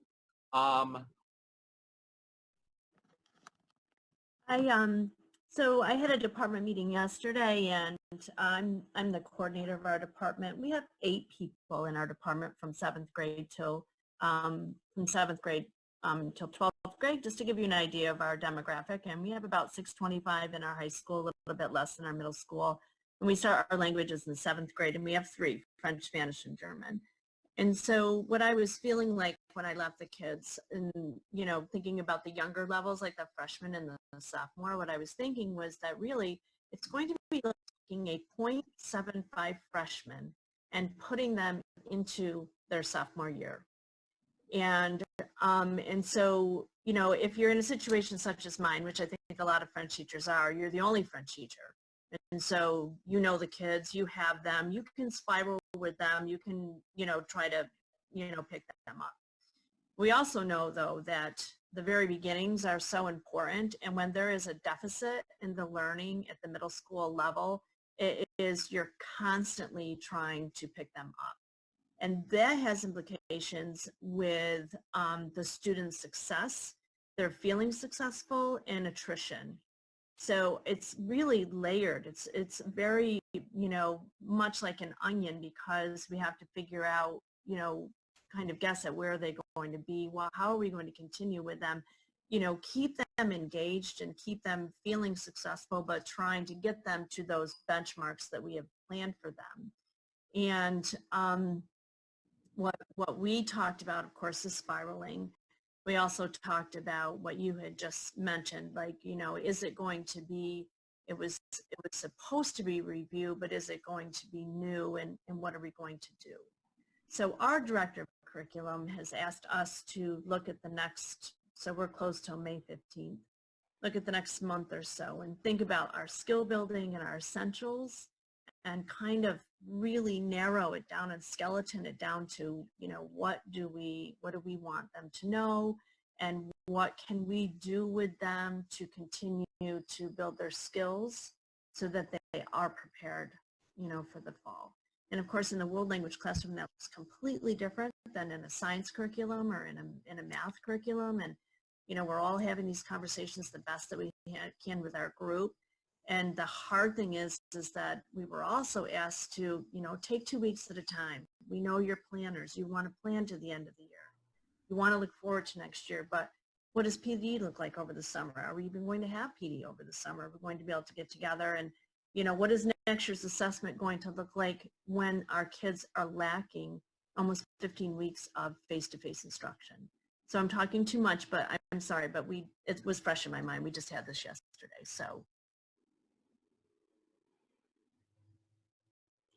I think it's something that's important to remember, that these students will probably have 3 months less class time for their entire high school career. So if they are in 6th grade, it is going to ripple through our schools for the next 6 years. 6 years. Until they are seniors. And I mean, it's horrible to think about that, but trying to pack 3 extra months into next year in our teaching is just not a reality. If you think it's a reality, I want to come and learn from you, because we all feel like our curriculum is so full and so rich, and we do what we do in order to get them to do what we need them to do, and to have to squish 3 months of school into another year, it just can't happen. Maybe 2 weeks. Maybe you can squeeze an extra 2 weeks in, maybe. But I just want to let you know that I believe that trying to squeeze an extra 3 months of teaching into next year is impossible. So don't feel like you have to do it, please. Other Hey, thoughts? Jess, I may have a possible solution to this, because I have had to teach combined classes, French 1 and 2 together in the same classroom, 3 honors and 4 AP in the same classroom. I've had to like totally rewrite my curriculum, make it an A-B rotation so that we can include everything in the 2-year rotation. It's been insane. But basically, I have thrown out the book, so I don't have per se XYZ that needs to be covered. I have changed my whole mindset, and maybe this is something that everybody's going to maybe need to look at doing.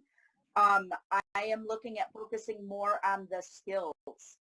I'm using the actual can-do statements as a guideline, a base for, you know, having the kids self-plan. What is it that you want to be able to do? They set goals for themselves. We check their goals regularly throughout the year. So I think that that is going to lend itself well to whatever we're going to be doing next year, because I'm focusing on the skills more than we have to cover XYZ. It's an option. Yeah, I'd like to echo that, because my district, I'm the only French teacher at my high school, and there's another French teacher in the district, but we've had to deal with already this year a change to the trimester system, which already had destroyed my year, where I was told that 2 trimesters of French was 1 credit. So my French 1 was, yeah. So I've already been living the dream, so to speak. And so now, I mean, I've got kids in my like French 1B who I had 2nd trimester, but also some that I had 1st trimester who hadn't had French for like 3 months. And so I feel like I'm getting a taste of what next fall is going to be like, which is just constant repeating myself and really focusing on the bare bones of like the can-dos for each thing I want to teach. And I mean, it's amazing how bare bones it can get. It's like, can you say I like to do something? Can you talk about yourself? We're good. Okay, we're moving on, because I just, yeah. So it's, I mean, the split classes are already hard. I've got that next year too, but I don't know. I just know that and not to get too off topic, but I I teach in a public high school that's, you know, a challenged kind of environment. So my engagement is actually very low as well. I only probably have like 30% of all my students participating. So I don't know even how the kids that do earn some sort of credit for participating, if the counselors are going to be able to deal with the amount of no credits that are happening this trimester.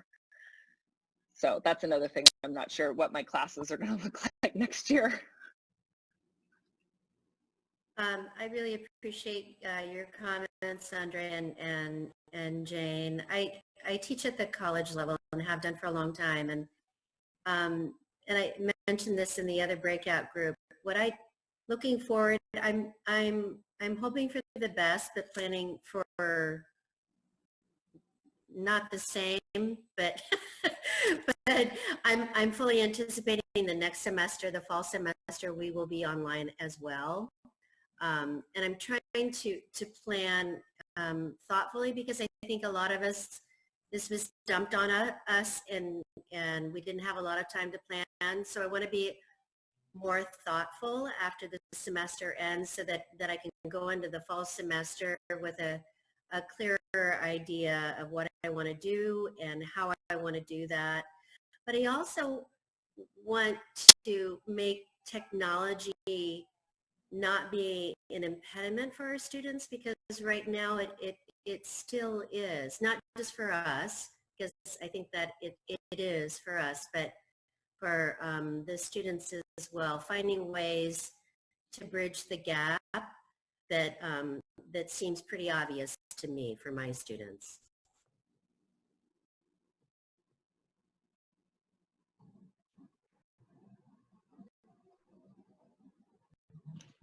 And yes, I am still here. I just had to let my dogs out before they all started barking.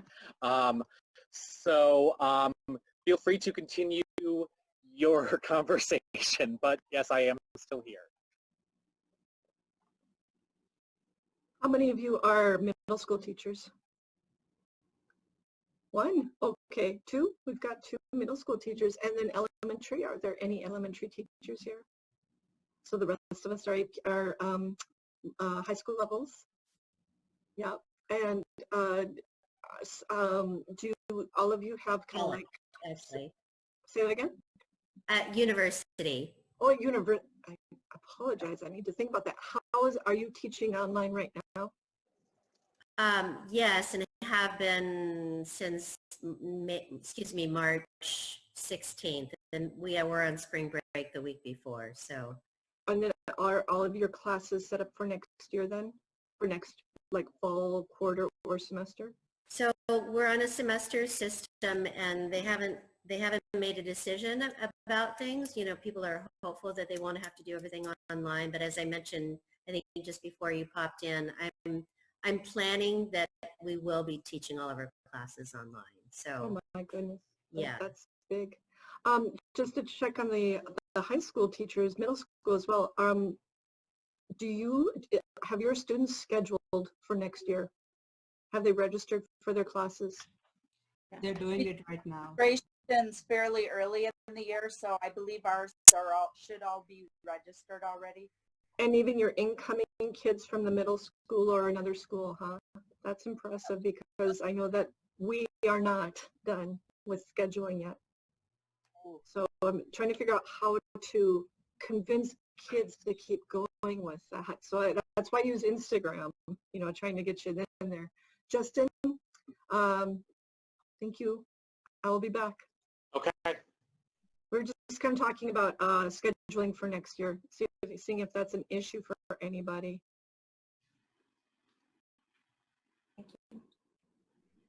I think the wisest thing for any of us to do is to kind of plan for either way. So to try to plan things over this summer to address, I guess, strategies for online or in person, things that you could do either or.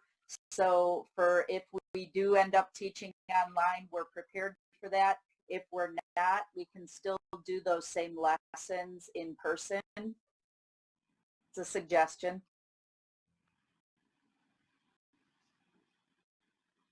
One thing that was brought up in yesterday's webinar is students cheating and just being like, oh, well, I'll just put these entire paragraphs into Google Translate and turn that in. And sometimes you need to take a step back and be like, what is important about what I'm doing? Is it important to me that my students can use depuis with the present tense to say like, oh, I've done this since Tuesday, or I've done this for 5 years? That's probably not important. And I can just let that go, but it's still important for me to teach them about like what is being a good tourist, what is volunteerism that's not going to destroy local economies. Those are things that we teach that are equally as important as the language. So just remembering that if you just do culture for the rest of the year, maybe that's okay too, because that's just as important as the language. And so that's an option if you find that your students are not creating with the language and just using Google Translate. I have to say that I'm a fan of choice boards. And, you know, I gave my student a simple form just in Google Classroom that said, I spoke, I read, I listened, I reviewed, what did I miss? There's 5. And then I give them a choice board, and I try to give them a lot of different things, and then that way, you know, they can pick and choose usually high interest things of them. And then Google Classroom's easy because I assign it to each student, and then they just write back, you know, I spoke with my friend Elisabeth, you know, I read Magazine Savoir, I reviewed, you know, Le Subjonctif sur Duolingo, you know, I wrote the journal entry, madame, and I listened to a podcast or something like that. And I just do that like weekly. And like I just reiterate, I think this is a different group of 4, but we're not allowed to take grades. And we're not allowed to mark kids down for what they don't do. But then in the very end, we're going to have to figure out whether they get the credit or not. So it's kind of a catch-22, if you will. So the way I'm looking at it is just that I'm trying to move, I call it moving forward with French. I couldn't write COVID-19 on my folder. I just couldn't do it. So it's moving forward with French, giving them choice boards, a lot of different things that they can do, trying to hit all of the skill bases, and then giving them like just that little document. Tell me what you did each week, one little thing. And it might not fit in for, you know, people who are really like being forced to teach that hour a day, or, you know, to give grades, or, you know, to show. It's like you said, you know, we're all in different scenarios, but that at least gives, you know, choice boards are fun, and at least gives the kids, you know, a choice to do some things that are interesting them, and then hopefully, you know, hitting the skills. And then at least, you know, in our district, we're supposed to give 1 grade a week. You know, I give many, but let's just go back to that teacher handbook that says I have to give 1 grade a week. Then that could be something that I give it a C right now. It's complete. When it's all said and done and I have to come up with a grade, or if we do a pass-fail, I can change that to, I give them 5 points for each one that they do. So that little sheet once a week is for 25 points. So this is something that I do that it's pretty easy, and I get a pretty good response for it because they do get to pick and choose what they like to do. Hope that helps. just a clarifying question on the choice board. So you just, and I'll Google it after, but just, it's really like student directed, and it's kind of like the student is, you're just taking them at their word that they've done those things. You give those ideas and then they just make kind of like an attestation that they've done it. Right, yes, and I do. I have to trust them that they're doing it, you know, and I've been hearing the stories, you know, this week about kids zooming in and, you know, putting their picture up there, but going to play with the dog and, you know, whatever it is that they're doing. And, you know, like it is, you have to, I guess you do have to pick and choose what's important. You've got to, you know, I'm very lucky. You know, I've got really great kids, and, you know, for the most part, I really feel like they make the effort. But yeah, a choice, you can use a choice board. Like I say, our LMS is Schoology, and so each week I just put a folder up and I make sure that I kind of direct them, though they don't know it. So their choices are what I would be teaching them, if you will. We get together. I do 1 hour.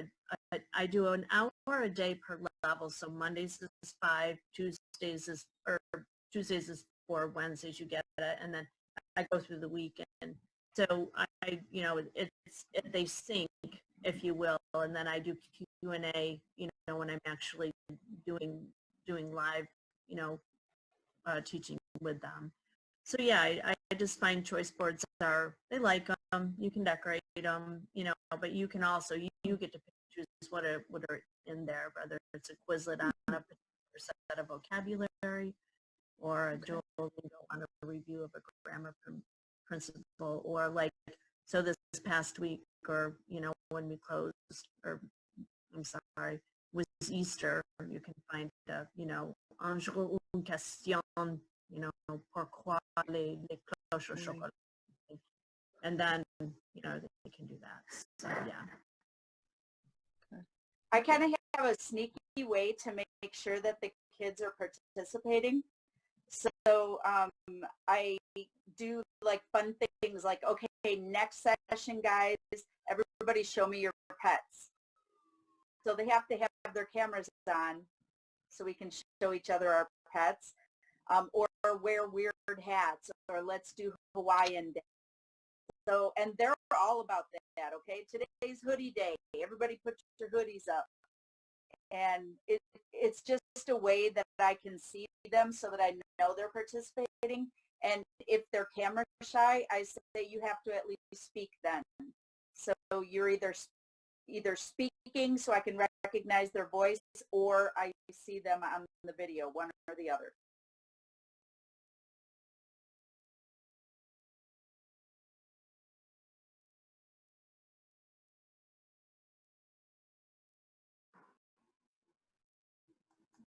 Yeah, those are all good ideas. I think those are anything that you can do to get them, you know, to be engaged and whatnot. And, you know, I'm a bit of a dinosaur as it goes as far as the technology. And so I have to laugh at myself and, you know, have them laugh with me if I'm not sharing correctly, or, you know, they'll pretty much tell me or whatever. But we, you know, we had a virtual spirit week because it was supposed to be spirit week at our school. So every time they saw me, I was in a different whatever it was supposed to be that day, you know, and I try to start with a funny meme. So we always have, you know, we start with today's humor and, you know, get them laughing, because, you know, what we were talking about in our other chat room is the kids who are ghosts. We're not really sure. You know, I have one student who babysits 4 of her younger siblings while her parents go to work. I have one girl who she has very high anxiety about zooming in, so I told her, you know, mute your microphone or mute your video, and, you know, like you say, just say a word or whatever. So I think anything that we can do to, you know, get them engaged, and then of course the kids that are there, once they're there, they enjoy that contact via virtual. You know, sometimes it's hard to say goodbye because they don't want to. You know, I might be on longer then I'll say, I'll stay here for a while. If you guys want to do a Quizlet, do you want to do a Gimkit? Do you want to do Kahoot? oh yeah, let's do that, madam, you know, and then whoever's there at least are participating. So, and hopefully they'll spread the word through their little text messages. Come to calendar talk on Friday. Okay, we're probably going to get called back to the main room very soon. So I just wanted to say thank you to all of you for coming, for sharing, for listening, and just remember these are unique times. There are no wrong answers. So just do what you can do, and not just like physically can do, but emotionally can do, because some days it's just heavy, and it's heavy for our students as well. So be kind to yourselves, and I'll see you back in the main room. Thank you. Okay. Hello, welcome back. Thank you, Nathan.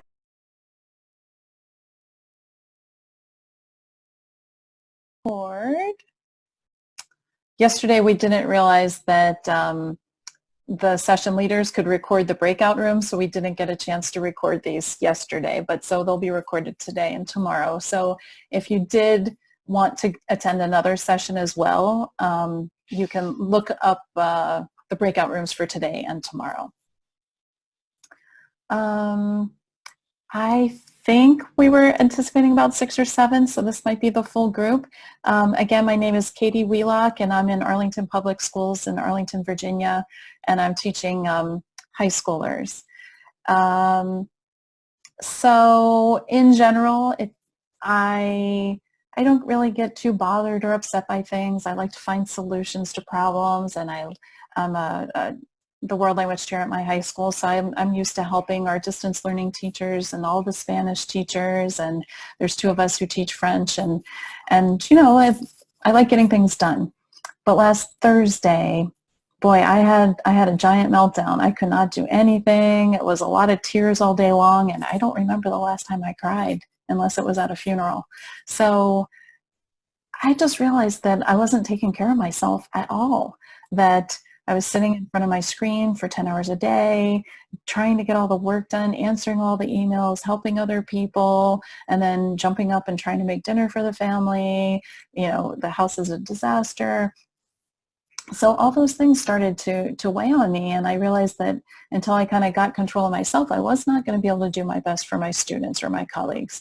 So when Catherine asked me if I wanted to help out with this today, I thought this might be a good opportunity for me to kind of look into what we could be doing for self-help to, you know, take care of ourselves during this time, because we have to remember why we're here at home. And I know some of you are dealing with it more intimately than I am, but there's a bad virus out there that's killing people. And so the happier and healthier I think we are, the better equipped we are to fight any issues that might come our way as well. I'm going to share my screen. Some of the things I'm sharing are embedded in the presentation link that was already shared with you, but for now we'll just look at a couple of things. And I'm going to show you a couple of things now. Let me set my timer so I don't talk too much. I'll try to go through these things in about 12 minutes or so, and then I'd really like to hear from you things that are working for you, things that you've started doing or you've always been doing that you think might be helpful for the rest of us, and then maybe some areas that you think you could use some help or assistance with. Okay, so in our school system, we're not supposed to use Zoom, so I haven't used it a lot, but I'm going to try here. Okay, share my screen. I'm going to share my desktop. Okay, so in the overall presentation that's been shared with you in the chat, you have to scroll way down. There's some information from Heidi too. If you're interested in doing the tech tools, you could find that information. My slide, I just have one in here on slide 36. I put a picture of myself with my eyes closed, because that's kind of how I was feeling, a little bit lost and confused and maybe a little bit silly. So self-care and flexibility. I think To me, self-care is like really taking care of myself, and flexibility is all the changes that we have to make in terms of how we're teaching, how we're interacting, how we're living our lives. So if you click on this link in the presentation, which you don't have to do right now, I'm going to show it to you here.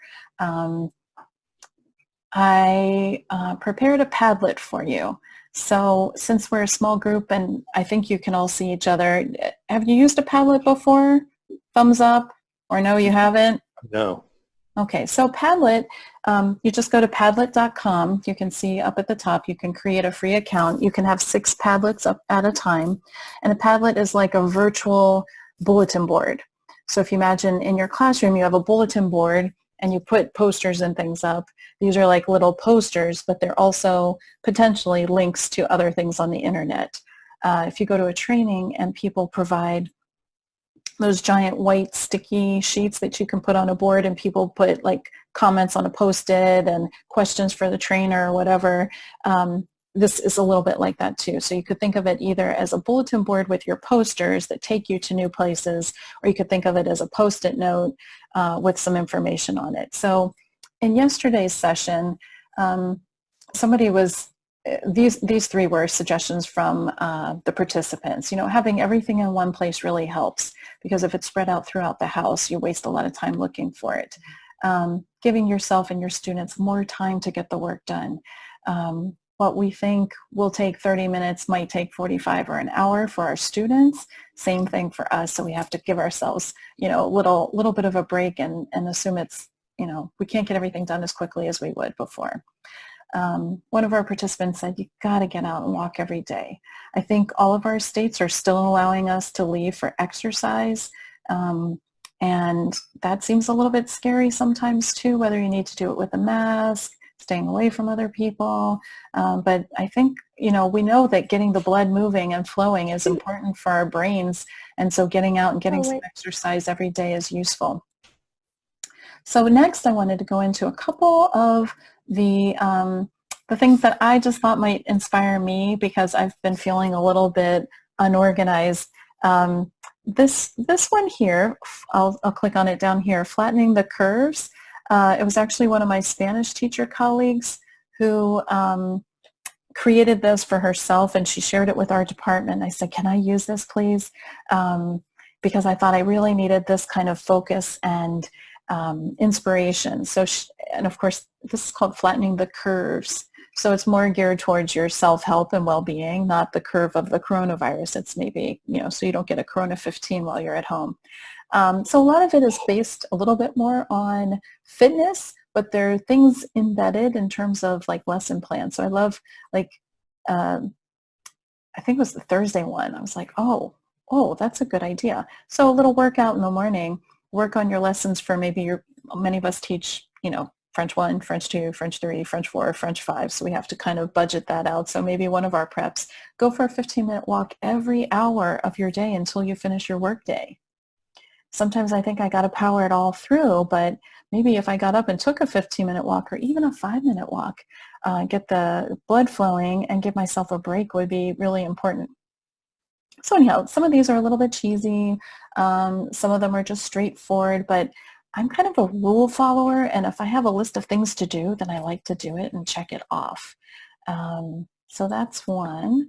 Going back to the Padlet 2, I have a French one and I have an English one, 30-day decluttering challenge.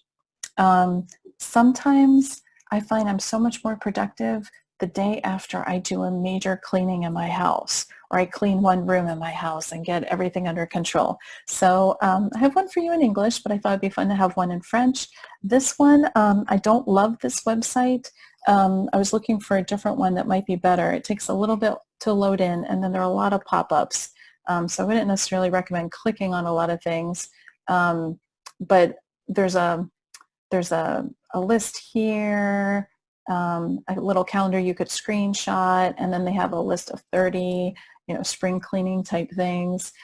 This is something that I thought would be useful for me, but I thought, well, what if you're teaching household chores or commands and you have like this list ready to go, and these are things that French people are really doing? That could be kind of fun to share with your students as well. when we first closed, we weren't sure exactly what our learning schedule would look like. So I tried to give my students a lot of choice in the activities they did. And on the second day, I tried to give them some meditation and reflection activities to do. So I think it's better if I unplug my headphones. I'm going to play a little, I'm not going to make us do a 10-minute meditation, but just like 30 seconds of this. Trouvez un endroit calme où vous pourrez vous asseoir et méditer sans distraction.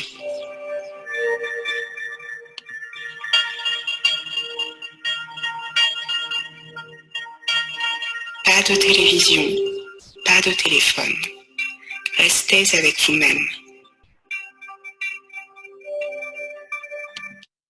So I shared that one with my students. 50% of them that did the work said they loved it, and 50% said it was too woo-woo for them. That's a quote from one of my students in English, unfortunately. In contrast to the female voice here, I thought it would be nice to offer some male voices. So I found this link over here, and this one's a little bit more of a motivational type self-affirmation. There are a lot of free ones here that are available. I thought it was kind of a cool site. This is not something I normally do, so I'm not the person like, I always do this kind of thing. No, I never do this kind of thing. But I also thought for my students it would be interesting. So you can search in the free library by French if you want to do it in French. And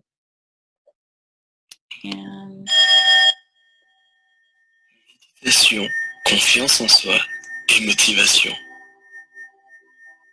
Pour commencer cette méditation, prenez une position confortable, assise ou couchée.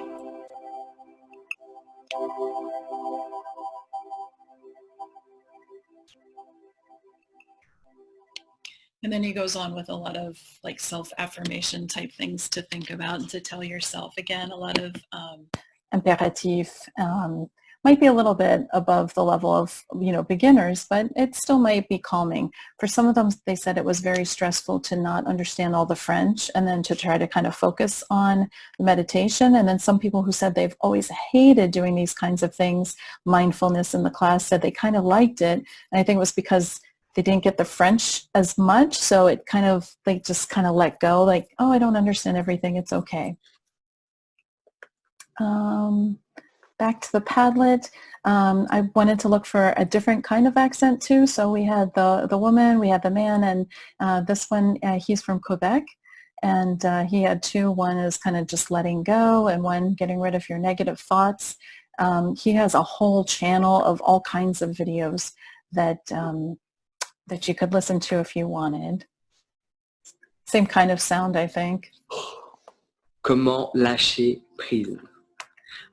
Avant que je m'exprime et que je te partage les techniques que j'utilise pour pleinement accepter quelque chose que je ne peux pas contrôler, je tiens à le préciser.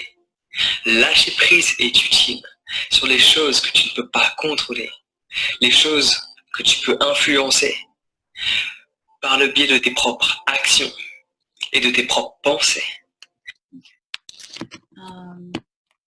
I do have to say I found all of his I found two videos that I thought were interesting, and I know, some people feel a little uncomfortable with meditation because sometimes it's linked to religion. So, I listened to these and didn't find them to be controversial or anything. But then when I went back a few weeks later, I noticed he had done one on the coronavirus and its effects on the environment, or, positive effects. And I felt like that one maybe the way he stated things sounded a little bit more potentially controversial. So if you do use his other videos, I obviously recommend you watch them first. The last one I wanted to share with you, and let me just double check on my time. Good. I have 1.5 minutes left, and then I want to hear what you all have to say. This one also was adapted from one of my colleagues, a Spanish teacher, but I went in and made some changes here and there that added in French things. So again, I would feel overwhelmed if somebody told me do all 25 of these in the next 25 days. But I thought it might be something that you could dive in and do one or two things.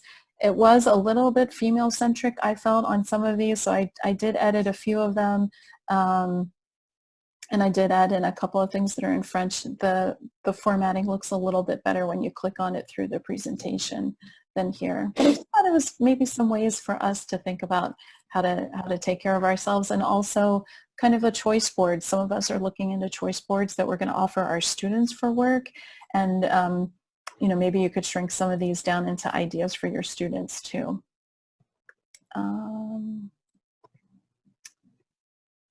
So those were the big things that I wanted to be able to share with you, but I really need and welcome what you all might have to share. I think we probably have another 8 to 10 minutes.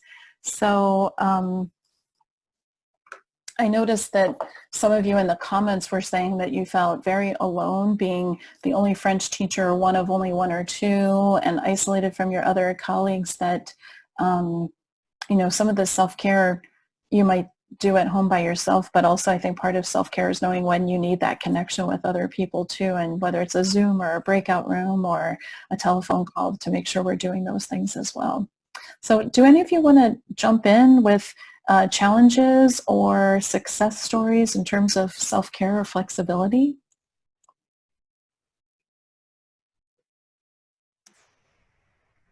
Yeah, I don't. Yeah, go ahead. I feel so good to listen to you, Kate, because I've been going through exactly the same thing. Sitting on this chair from 8 a.m., sometimes 8 p.m. When I was going to school, I was complaining that it was too much. Now I feel like I can leave. And this has been for the last 2 weeks. So I really feel the same. And what you just shared to me is very powerful, because I already started looking on my phone, the meditation link. I really need it. And I will also share with my colleague, because I know that we are all going through this very difficult time. We want to do everything. We have parents, we have students, we are learning to teach online. We are collecting resources everywhere, and sometimes we are overwhelmed. We don't even know what to do with all what we have. So I think it's a very powerful, and I wish any of us learn from this. We really need to take care of ourselves. Thank you. I'm really glad to hear that will hopefully make a difference.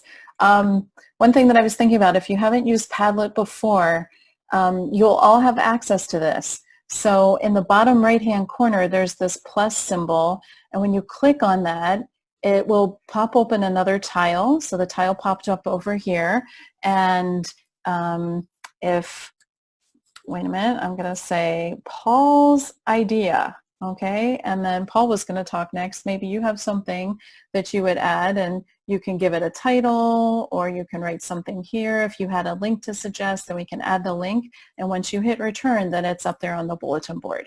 If you change your mind and say you don't like it, you can delete it. And if you try some of these out and you like them, you can give them a heart and, you know, say that you like them. Okay, so Paul, did you want to share something? Well, I'm not so much about self-care. For me, the problem that I have is how to use all this technology, because I'm really averse to the whole thing. And I don't use it in my teaching at school, other than to, you know, I use Canvas reasonably well to post assignments, but I don't know how the tech mechanism works. And I've created a test on Canvas, and you know, I don't know what the students see or how it all follows through. So when they have questions for me, I don't really know how to respond. And so I'm using a platform called Yabla, and this is language right now to give kids stuff to do, because it provides immediate feedback. But I'm, you know, quite uncomfortable with the whole thing. You know, I don't know how much participation I'm getting, and I haven't seen any of my students since we left school. Swanson's not giving us the time to meet. So you have to just throw a meeting out, but I don't know how to use Teams. You know, I don't know how to use this technology. So that's my big problem. Paul and I are in the same school system. So Paul, I'm going to give you some links to places that will help explain some things on Canvas and for the MS Teams that maybe your ITC isn't sharing. So I'll send some things your way. Appreciate it. Yeah. I can't see your names. If the other two women would like to share anything, I'd love to hear from you. Hi, I'm Kate. I think the biggest thing for me is just trying, in terms of technology and other things, just trying to be kind to yourself. Like, I was doing a synchronous class today and had a Kahoot ready to go, and it had worked with a section I had this morning, and then it just wouldn't load for this afternoon. And so that happens in class too, but for some reason when you're online, I get tighter about it in terms of that pivot. And I think that I came for the flexibility word, I think, because I just trying to breathe through it and just be like, okay, that bombed and we're moving on. And just kind of modeling that, I think, for the students too, because they're getting frustrated with the technology. And then I think also the biggest thing I've tried to do, aside from the meditation, is to walk away from screens, because I think I'm learning that a lot of my normal decompressing is still screen-based. It's still Netflix, or it's still on my phone, and I'm reading on my phone. And so like I've gone to the bookshelf and I'm picking up and rereading paper books that I, haven't read in a number of years, because I think just getting away from the blue light has been important in this whole process.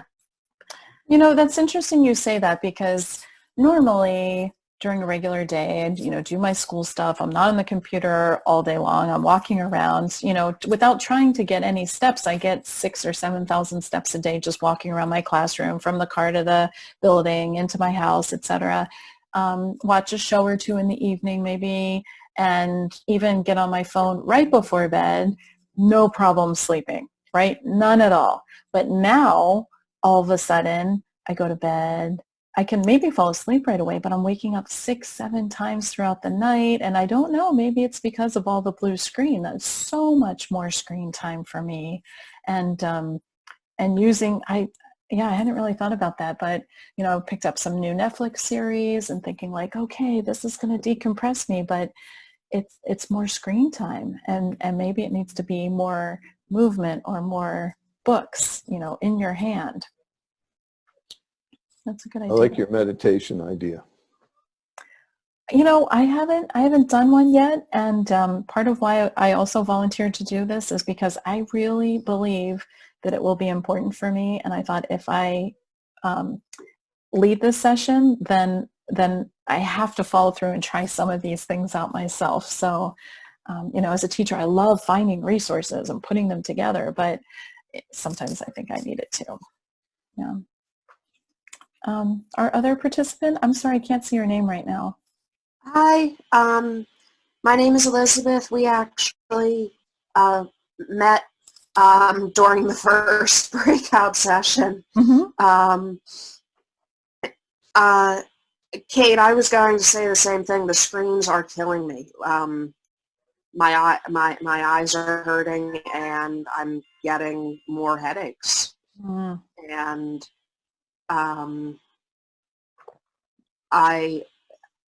it might be dangerous to go outside, but I need to go and exercise for an hour. That's pretty much what's keeping me alive. Mm-hmm.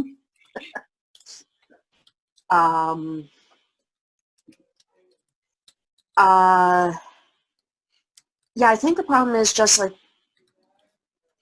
particularly with the emails, like my work day can now be 24/7 because the kids can send an email at 3 a.m. and it's so I go to sleep. I've answered all of my emails. I feel like I've accomplished something. I wake up in the morning. I'm already behind because the kids were sending these emails all through the night. Yeah. Because they're not sleeping at night anymore. We Sorry. That's okay, Let Elizabeth. Nicholas. Thank you for sharing. They're going to send us back to the main room in 37 seconds, but we have one last participant. I'm sorry we didn't get to hear your voice. I don't know your name. You have curly hair and maybe a vest on. Hello, everybody. Hi. So if you take your mouse and you scroll over the little video squares on the right side of your screen, you should be able to see everybody's name. Yeah, and the view I'm in, I can't, but that's okay. You cannot. Oh, it's a pity because I can see everybody else's name.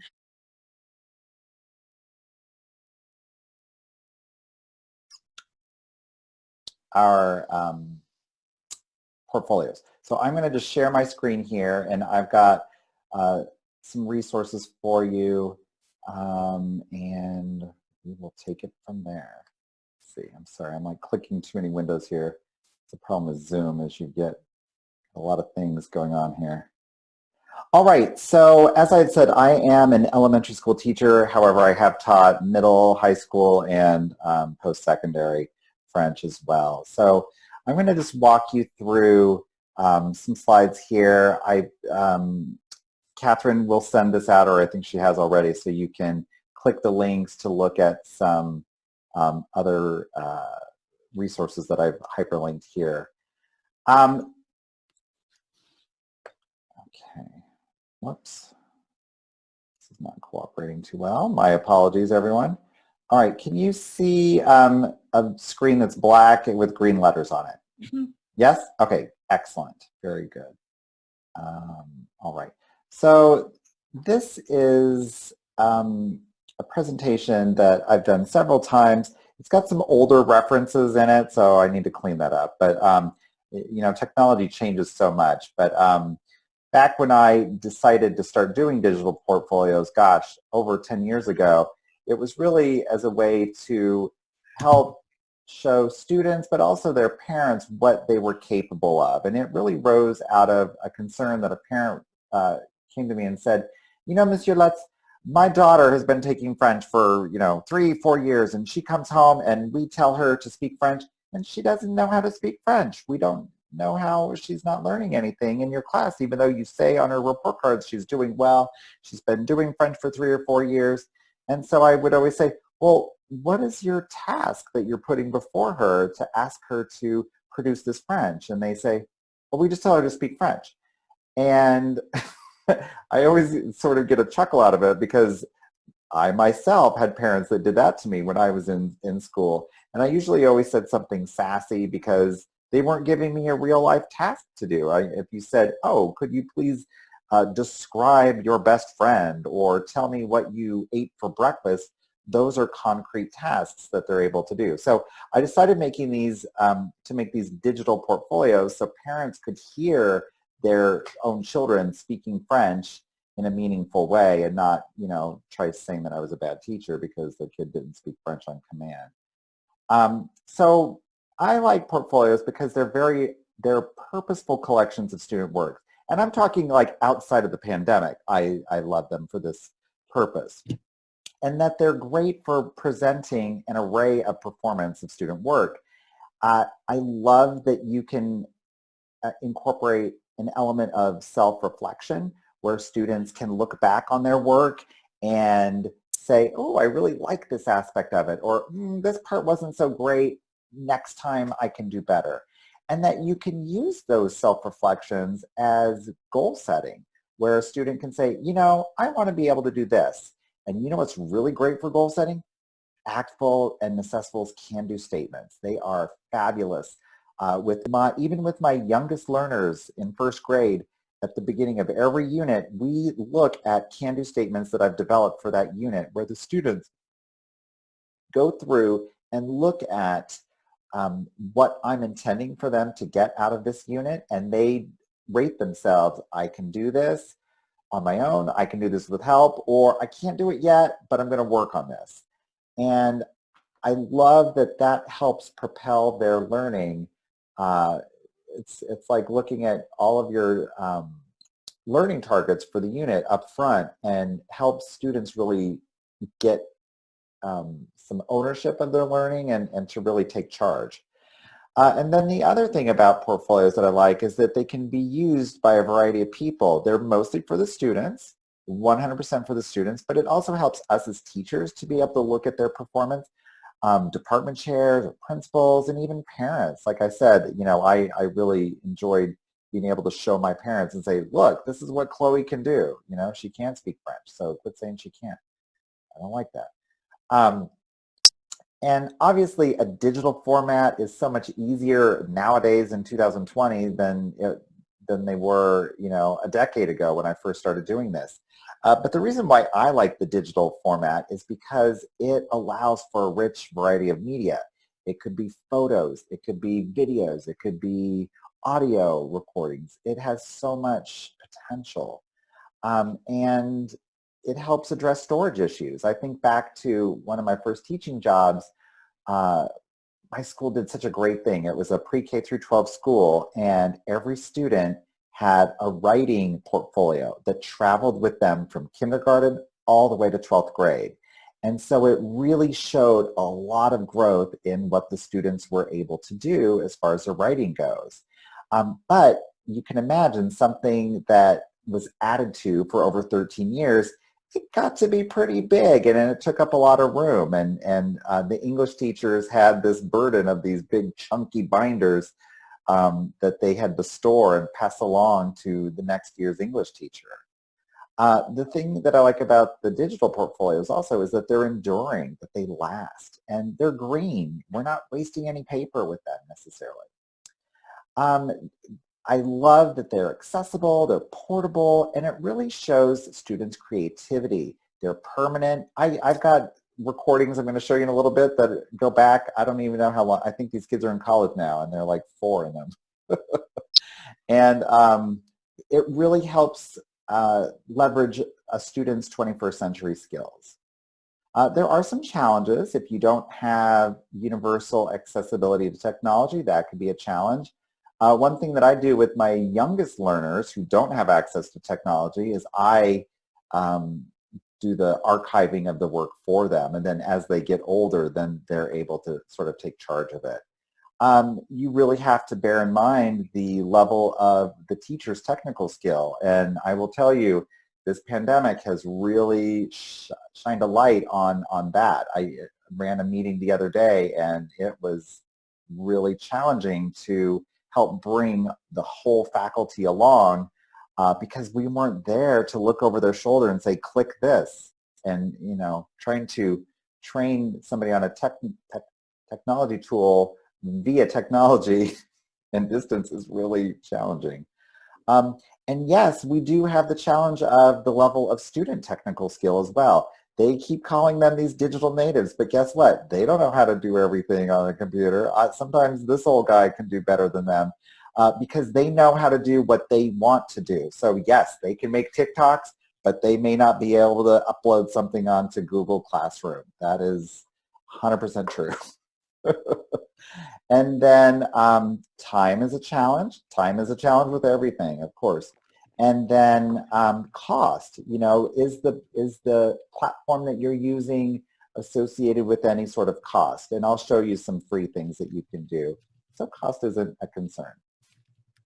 So when I think about the portfolio, I think about the phases of creation. As a teacher, I always have to start off with, like, what are my needs? And then decide on the format. Am I deciding on the format, or is the student deciding on the format? And then students will develop material, they will then collect artifacts, put them into the portfolio, and then that gives them a chance to stand back and reflect and evaluate their own work, and it gives me a chance to evaluate their work as well. And then the final step would be to set future goals for future learning. Maybe giving a chance to students to redo an artifact if you deemed that that was a necessary thing. Oops. All right. So there are so many different platforms that you can use. There's Evernote, VoiceThread, Google Docs, Edmodo, Wikis, Blogster, Haiku, all sorts of blogging tools. You can use a network folder. You can go old school and use an external hard drive or flash drive. And I'm going to show you Seesaw, which is a new tool. It is free. There is a more deluxe version that you can buy or that your district can buy. But the basic one is really good, and kids as young as 5 can upload things on their own. And my school so I've been using Seesaw for many years, but my school just bought the sort of school-wide version, which has a few more bells and whistles. And my students have never used Seesaw at home until this week. And I didn't even assign this thing to my first graders, and they were turning things in on Seesaw. So they figured it out on their own. And I'm like, you know, people were a little stressed saying, how are the kids going to learn it? This looks very. No, first graders figured it out on their own and turned in things without even being asked. So yay, 7-year-olds. Now, when you think about what goes into a portfolio, the sky is really the limit. You can have students write, you can have them draw, you can have them put photos, they can make cartoons, they could draw cartoons, or they could do a digital one on the computer. Voice recordings, I practically always have some sort of a voice recording. Some students don't like to have a video of them, but I say a must-have is that I have to have you speaking about your item or reading what you've written, because I want to hear them speaking and to have them have that extra practice of speaking aloud. It could be monologues they've written or dialogues if they've got another person with them. It could be extemporaneous speaking. Videos could be skits, interviews, or just them talking. You could put in PowerPoints or slideshows, websites they've created, whatever you're doing in your regular classroom. Think of ways that could translate into going into the portfolio. And then there's so many different ways that they can create artifacts. In this time of emergency distance learning, I don't think I would introduce a lot of new things. That's really been the message from our tech department. You would think, oh, the tech people, they really want to go all out with new tech, but they really want to keep things streamlined and simple, and to have students doing and using the tools that they already are familiar with, that are ones that are part of your school's regular practice. Maybe down the road, since it looks like we're in the long run, once they get comfortable with this modality, then maybe introduce something new. But I wouldn't go, and I will confess, one school year I had a lot of summer PD about all kinds of new tech tools, and I was like killing my 5th graders. They every couple of days I was giving them something new, and they were like, which one is this again? They were really confused. So if you're rolling out new technology, make sure that you're not doing too much at once, and that you're really giving them time to learn it before moving on to a new, bigger, better thing. So, my advice is just keep it simple and really work with things that they already know, things that you already know, and keep it chill. So I'll be interested to know what types of things you all are doing when we get to like a time to chat. All right, so I'm going to skip those 2 things and show you. Let me see if I can get this to play. So this was done, so this girl is in college now, so I'm feeling really old. So this is by a student of mine who was in 5th grade at the time that she made this. So this is a painting that she made outside of class, and then brought it in, and we photographed it and then made an audio recording. Salut, je m'appelle Sophie, j'ai 10 ans. Mon animal de compagnie est un serpent. Elle s'appelle Monty. Il mange des souris. Elle adore manger des souris. Monty est chouette. Il n'est pas méchant. Elle est super. All right, so you get the point of that there. All right, so here's another example of a 5th grader who did a drawing and did a recording. It's kind of low though. Salut, je m'appelle Marie. J'aime écrire. Ma plume préférée s'appelle Mie. Elle a les yeux bleus et blancs. All right, so there's that example. So here's an example from a first grade portfolio item. It wasn't really such a creative item per se. It was more just like a regular assignment. But the student had to take this home and interpret the pictures, read them aloud, and then send it in. And this is from the dad who said that his kids couldn't speak French. So I had the older sister who was in third grade do something, and just for a bonus, I had the first grade little brother do this.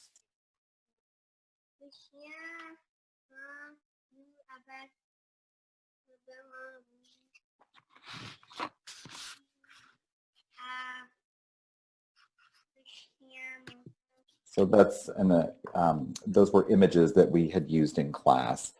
And that was his first year of French. Now here's a, oh my gosh, he was in pre-K at the time of this. Can you turn these up a little, please? Moi, ça va bien. Et toi? Ça va bien, mal, comme ci, comme ça? Excellent. Merci. All right. So that was just a short little video that we took in class one day in pre-K. All right. So I had mentioned reflection was a really important step to use in the process here. And I love this quote from John Dewey that says, "We do not learn from experience, but we learn from reflecting on experience."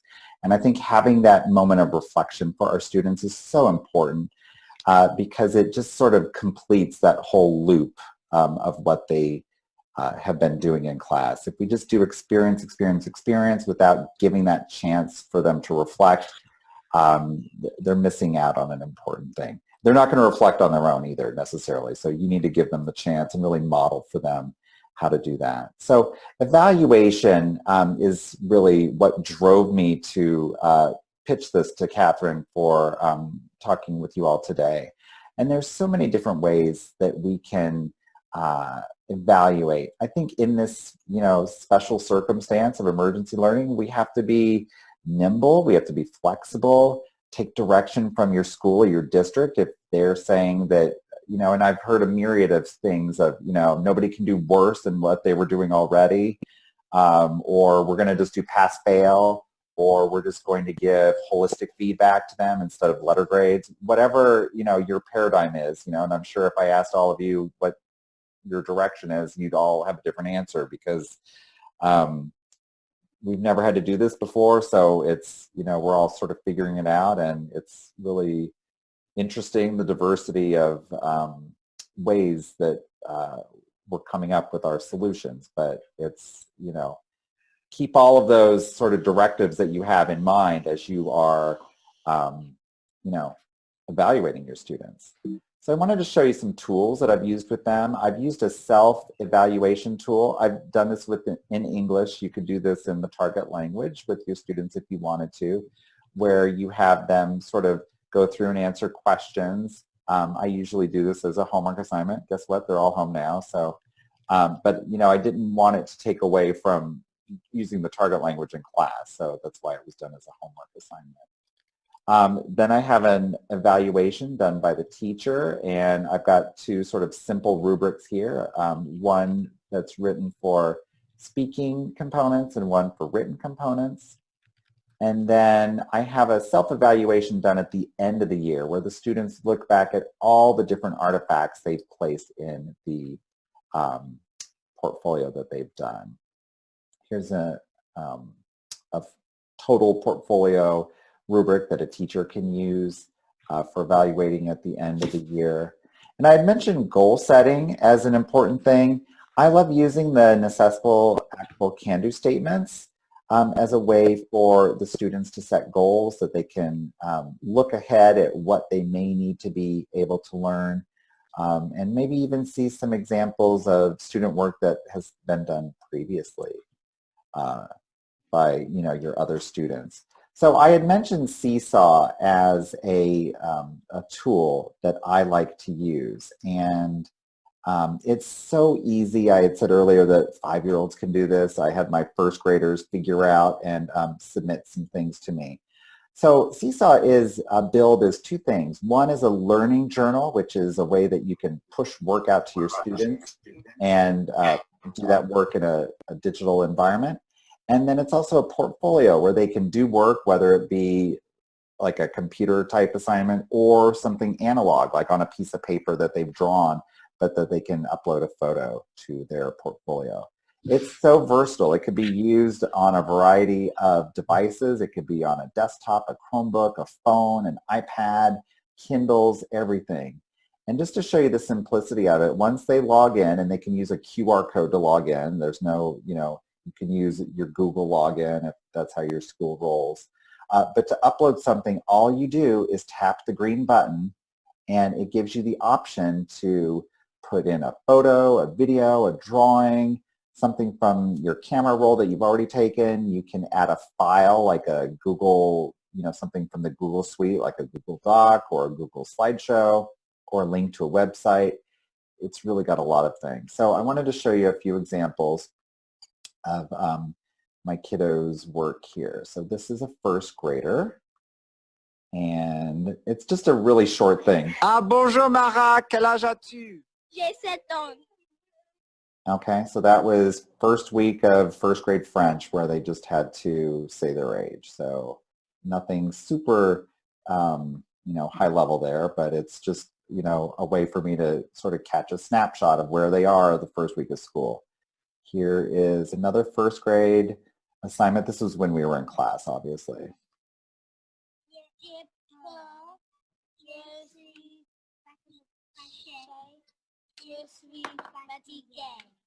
Great. So that's just like maybe 3 months into the school year with first graders. So here's one from a second grader that I got yesterday. The first remote learning assignment turned in. I was super excited that she did this.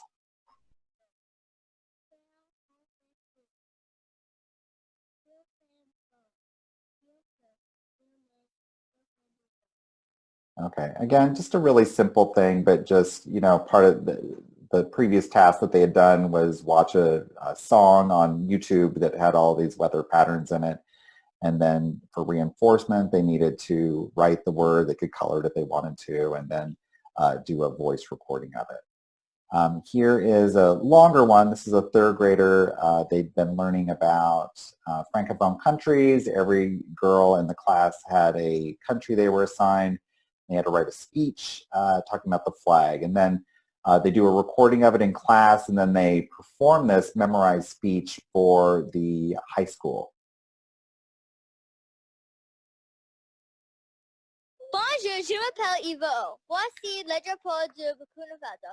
Il est rouge, vert et jaune. La ville capitale de Burkina Faso est Ouagadougou. Burkina Faso dans l'Afrique. Merci, au revoir. She doesn't really come up for air, does she? Here's a fourth grade example of a student who took a photograph of a place in her community, wrote a speech about it, and then read the speech on Seesaw. Bonjour, je m'appelle Mila. Voici la poste à Chatham. À la poste, je ramasse mon courrier. J'aime la poste. So these are mostly spoken artifacts. You can definitely do written ones on Seesaw, and there's lots and lots of opportunity for different things. As I said, it's really versatile. If you know any of these apps or have your students do anything in these apps, they can create it in that app and then upload it to Seesaw. And I just wanted to show you the interface of Seesaw. So let me get out of this slideshow here for a second, and I will hop into my Seesaw. And what's great is you can leave feedback directly on the artifact. It can be a written note. It can be an audio note. You can send it back to the student if they need to redo what they've done. And there's also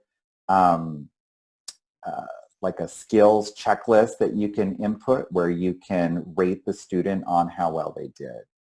So let's pull up one of my little second graders from yesterday. Oops. And it's super easy to toggle in between classes, although my computer's a little fried right now from having so many things open. So here's my friend Chelsea from yesterday who uploaded a photo. She didn't do the video or audio recording. Took the picture sideways. We've got to norm that a little bit here, but you can see underneath it, I liked it. I can put a written comment or I can do a verbal comment. Bonjour, Chelsea. Merci beaucoup. This is really nicely done. Thank you very much for turning it in. It looks great. The spelling is great, and your handwriting is beautiful as always. Have a nice weekend. Au revoir. Merci. Whoops, don't want to play that for you again. And then I had mentioned you can also do these skills. So here is the skills thing. So I just have ones for presentational speaking and presentational writing currently uploaded, but I'm rethinking how I want to have the skills on there. But then there's like a rating system where you can rate it, 1 to 5 or 1 to 4, 1 to 3, whatever you choose as being interesting.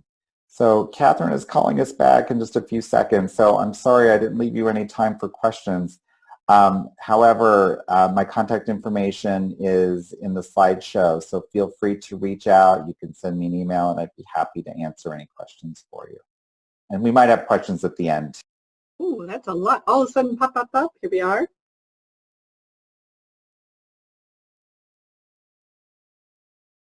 Hey guys! All right, come on in.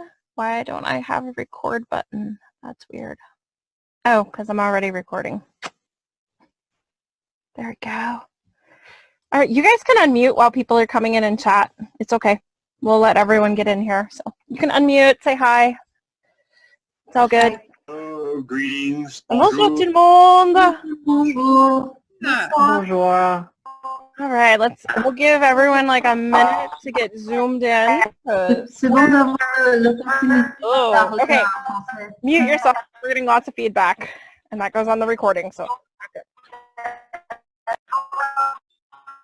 okay, still getting feedback from someone. So, if everyone can just mute yourselves, just hit your phone.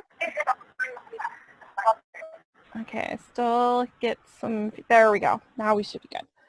We'll see if there's any more coming in. We still could get some people coming in. But I'm going to put the chat up so I can chat to you guys as well. Awesome.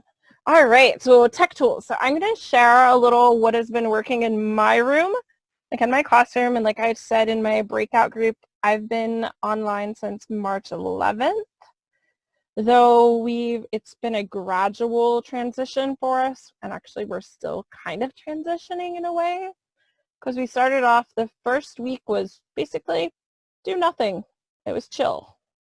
Then we went into kids could do optional activities, just like through what they already knew how to do. Then we transitioned into doing review activities, which I did a really awesome choice board with lots of tech tools for them. They loved it. I loved it. Then we transitioned, now we're into new content. So I'm using HyperDocs, and I don't know if you guys are familiar with those. Yes, no, if you want to give me like thumbs up, thumbs down, MC, or like so-so. If you guys want to give me some little in-betweens. Okay, so some of you are, some of you aren't. So I'm actually going to share my screen, and I'll show you some things that are working. So just give me 1 second, and hopefully this is going to work. There we go. Awesome. You guys should be seeing my screen right now. Minimize that so I don't have to see my face talking. And I'll show you 2 different styles of them. You can either do them as a Google Doc, or you can do them as a Google slide. So if it's a slide, it's HyperSlides. And I'll open, which one do I want? I'll do my level 2. It's pretty good. Oops, that's not it. That's the wrong one. That's the slide version. Okay, so these are HyperDocs. We'll go with the slides first.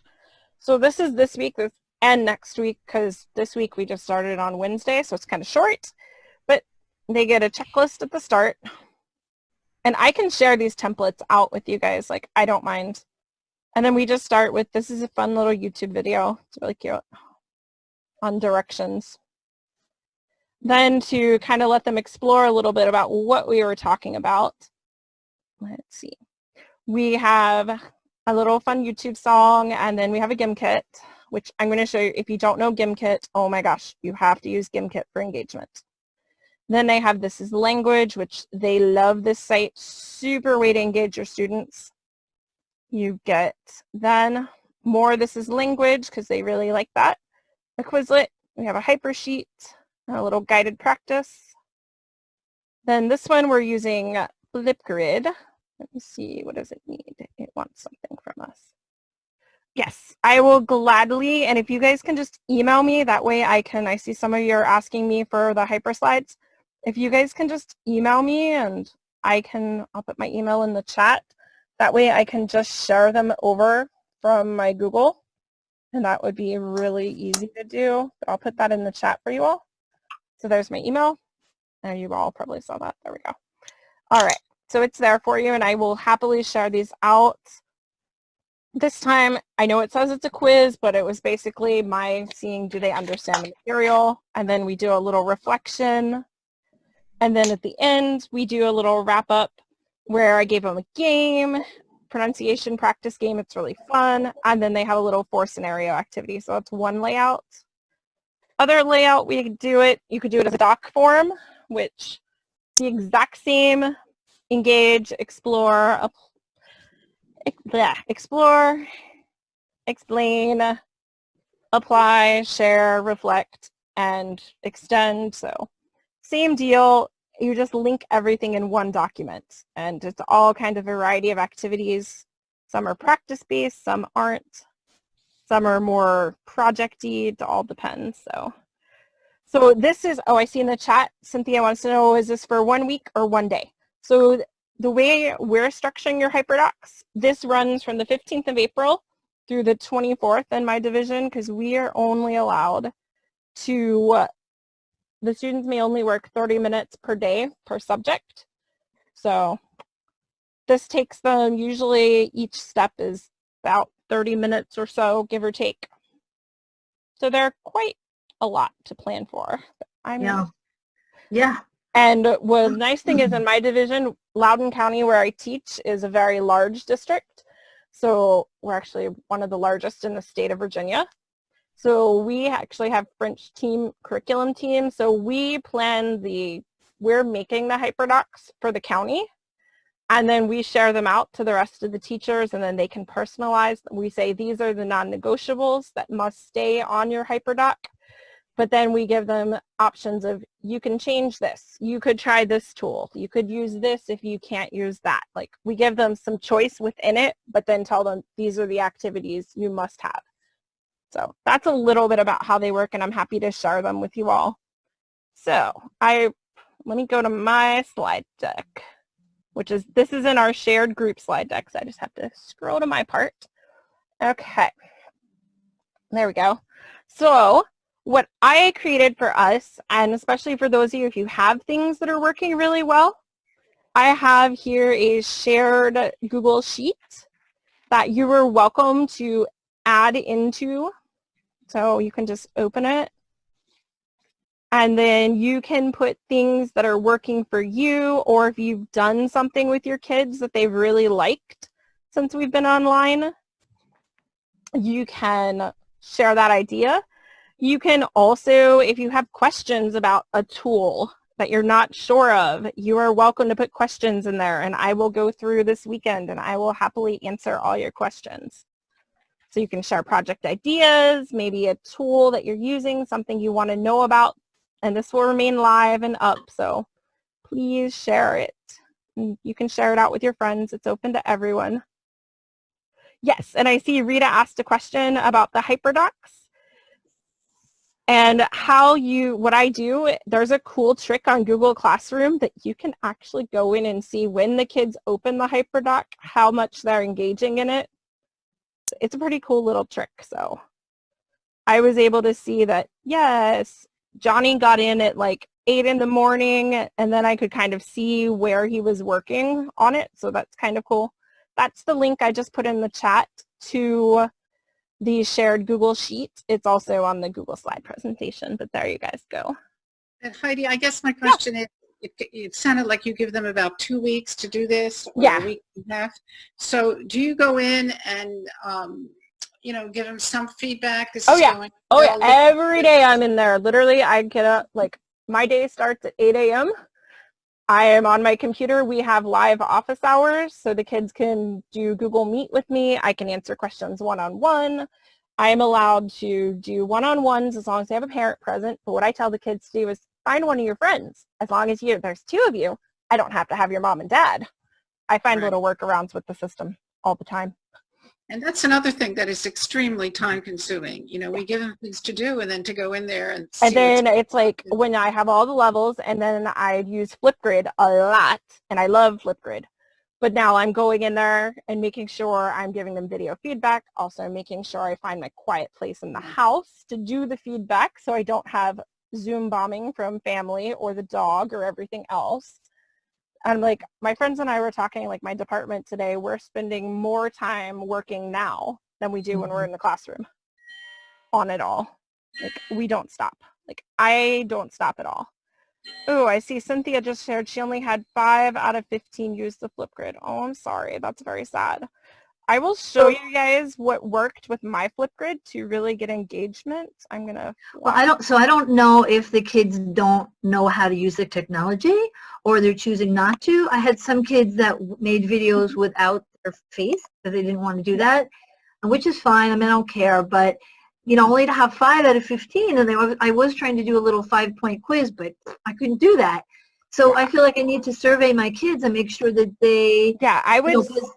Or see if they have the capability. Maybe it's they're not getting Wi-Fi. Or they don't have enough data. Like, I've asked them, like, one of mine I found out her Chromebook was broken. So that's why she hadn't been engaging. So I sent her up with our tech department to find out how can she get her Chromebook replaced because it's a school-issued Chromebook. So that was, like, I would do a check-in with them first, and that's how I start every lesson with mine. I use Pear Deck. And they have this awesome social and emotional wellness template that one of the questions is, like, how are you feel? It's like a stress level check, and the kids can mark, like, where they are, how stressed they're feeling. Another one I've used is they ask the kid, like, you can ask them to share, like, what's filling your bucket and what is draining your bucket. So it's like, what's one positive thing in your life? What's one negative? And I have them do it in target language. And I've learned a lot of interesting things about my kids, like joys that they share. Like one of my kids is learning how to bind books at home now. I'm like, that's pretty cool. Others have told me that they've started cooking and doing French cooking, which I was like, oh, that makes me super happy. I wanted to be like, you can send some food my way. I would love to eat some, but it's like, I think the more personal we make it, the better. So that was leading me to my Flipgrid, and I'm trying to find that grid because now I have so many grids, they go everywhere. There it is. Again, Heidi, I have a question. I had a hard time transitioning from Flipgrid in the classroom when I was there with the students doing it online. And I did see your webinar last week, and I was going to send you, or 2 weeks ago, an email about that. But you're having a hard time, like, getting it to do what again, Rita? Sorry, I was looking at the chat. To doing the online, totally online, rather than being in the classroom when I'm there. Yeah. Like what I would say, like with my kids, I would just literally, but maybe my kids are just special. I don't know. They just do better than I have. Yeah. And this is my first year at this school too. I guess I should phrase it because the past 11 years I was at a whole other school. I mean, it's a big difference for me now being at this school where Loudoun is one of the most affluent counties in the state of Virginia, and the school I was at before was probably one of the lowest in terms of that. Most of my kids in my old school were free reduced lunch, and I know if I was still there, I'd be struggling to see the engagement, but here it's like these children crave it. Okay. I am high school, so I have levels, right now I have levels 2 through AP. Next year I'll have 1 through AP. And I get middle schoolers coming over, which excites me a little bit. But what we did, I'm going to open this one up. This is my friend and I. He teaches in a whole nother district, in a whole nother county. And we decided a fun way to engage the kids. We decided, let's gamify our class. So we did what's called le Flipgrid mystérieux. So mystery Flipgrid. And what we asked the kids to do is, I'm going to just show you like the top of it. And he created this. So what we did was we told them first you have to, you're going to introduce yourself, tell us your name, your age, and describe yourself. Then you had to pick 2 other kids and greet them. So they do that first part. Then they were to go and start asking, once you've done that, once you've picked your kids, we asked them to ask a yes or no question in French, like trying to figure out where you're from. So it's like, are you east of the Mississippi River? Like, do you live east of the Mississippi River? Do you live west of the Mississippi River? Are you in a state? Does your state have a lot of mountains? Is it cold in your state? Like different kind of easy questions that they could be asking to try to figure it out geographically. Like, is there a major sports team in your city? Like, is your city, do you live in a big city? Do you live in a small city? Things like that. And I mean, these kids, like, my kids have been so engaged with it. Mine ended up figuring it out. So I'm a little proud that, yes, we won. Not that it was competition, but I mean, you can see here there's 229 videos. And it's been viewed 6,269 times, which equals 21.2 hours of engagement. So 21 hours of children speaking in French. Pretty awesome. And if anyone wants the templates we've used, I can share those as well. They're just on my other Google Drive. Okay, let me flop to this side, yes. All right, other tech tools that have been working like for upper levels, this one I really like, and I just learned of this website. So it's parlefrançais.org. It is so cool, and it's free. So if you've never seen this site, I had never seen it till this week on Monday. I watched a webinar with, it was actually 2 Spanish teachers that introduced this to me. And what this one does is you can choose, like if you go to the info for teachers, you can pick out specifically what the prompt is, or you can let it pick a random prompt for your students. So you have interpersonal practice simulated just like the AP exam, or you have presentational. So I'm going to click it. And then you'll see what it does. What's it mad at? Okay. Yes. You will now begin this task. Vous allez maintenant commencer cette tâche. You have 1 minute to read the preview. Vous aurez 1 minute pour lire l'introduction. And then it'll give you the minute, then it comes on and conversation happens. I mean, it is just like the conversation on AP. It's awesome. I'm not going to make it play the whole thing though. Go away. So that's one tool that I really like, and it does the same thing with the presentational speaking, so really nice there. Other one that I like a lot, I've found free guided reading.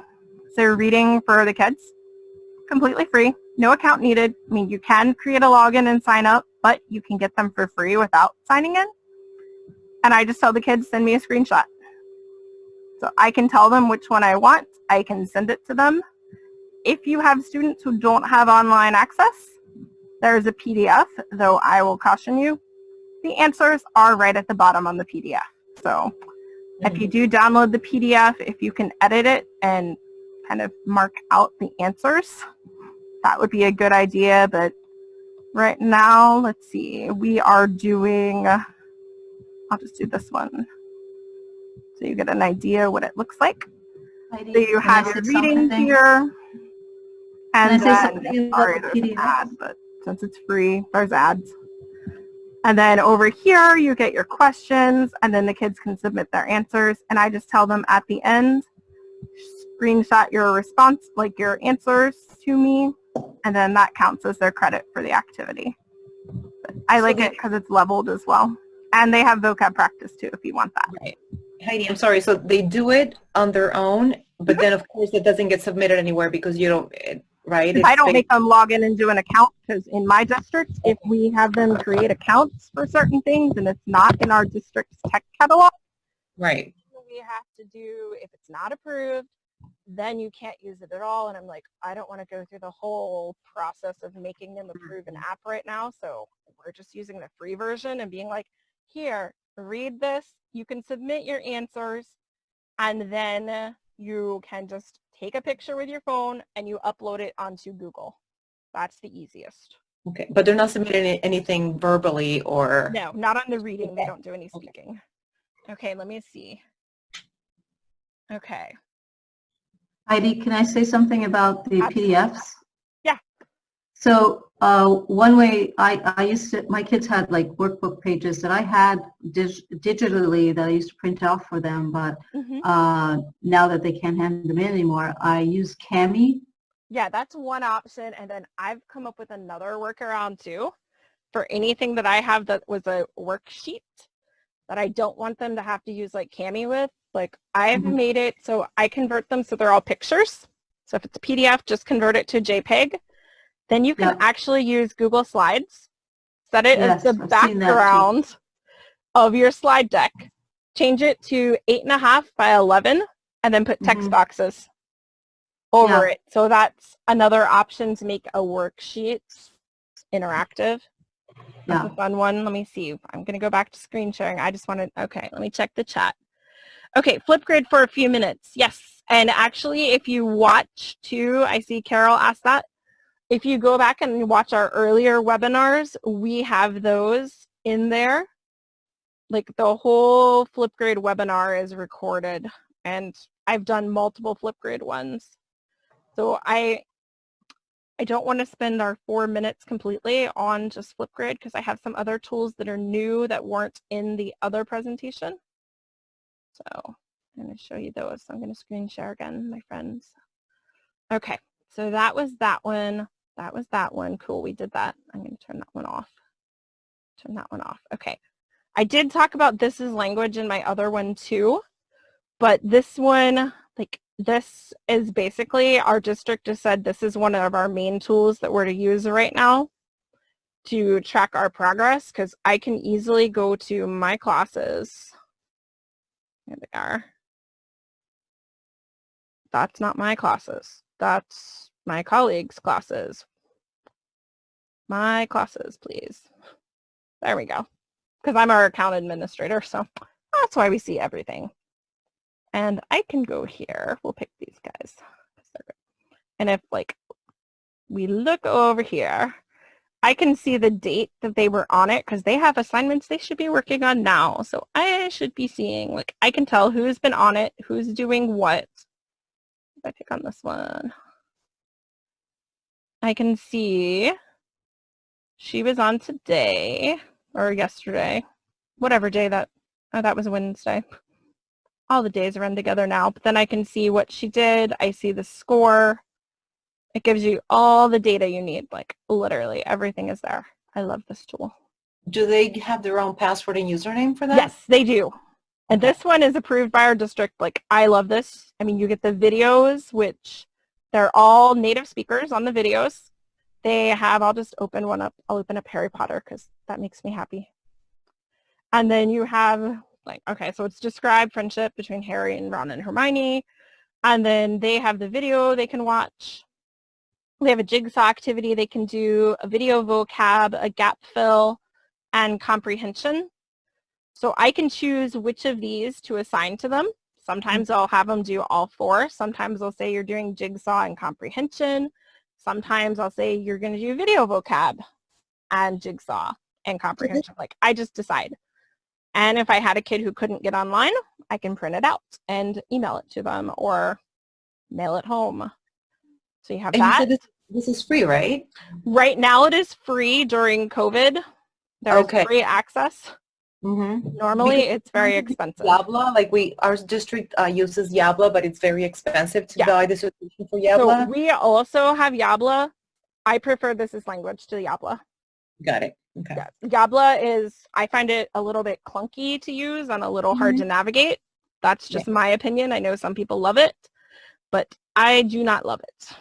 Let me see. I'm trying to bring the chat up because I see there's chat questions. Okay. Okay, let me see. Alrighty. if you're, okay, let me just make sure I'm not missing anyone's questions. Okay, is there any way to have students record dialogues with each other given the fact that they are separated physically?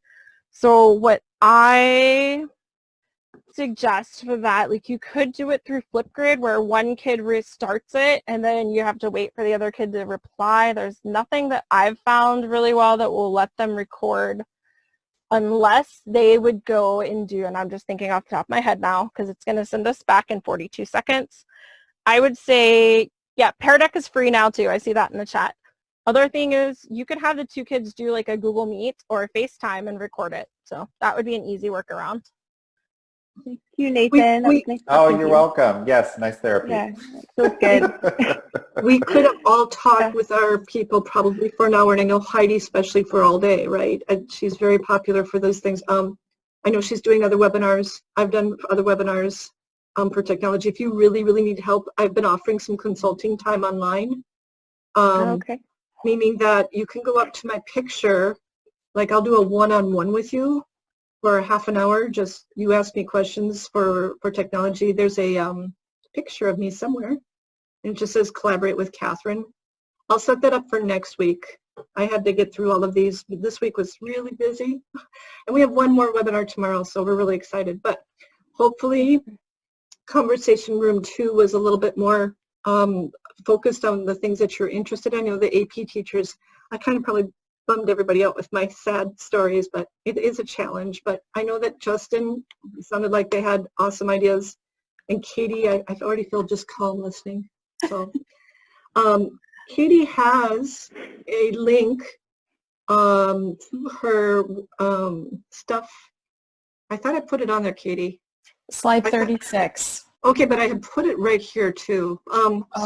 Yep, what we'll do is, this is all of Heidi's stuff. So if you want to look through Heidi's like suggestions for technology, okay. This is Nathan's work that he did with his younger students with asynchronous and synchronous, live and not live. Well, we're all live, but he uses Seesaw. I use Seesaw. It's a great tool. He's got some examples if you want to look at those. Heidi's up there. Okay, so this is slide 34, and you have the link to a beautiful Padlet that that Katie made. You want to talk about it just real quick, Katie? Sure. Some of these things are in French and some are in English.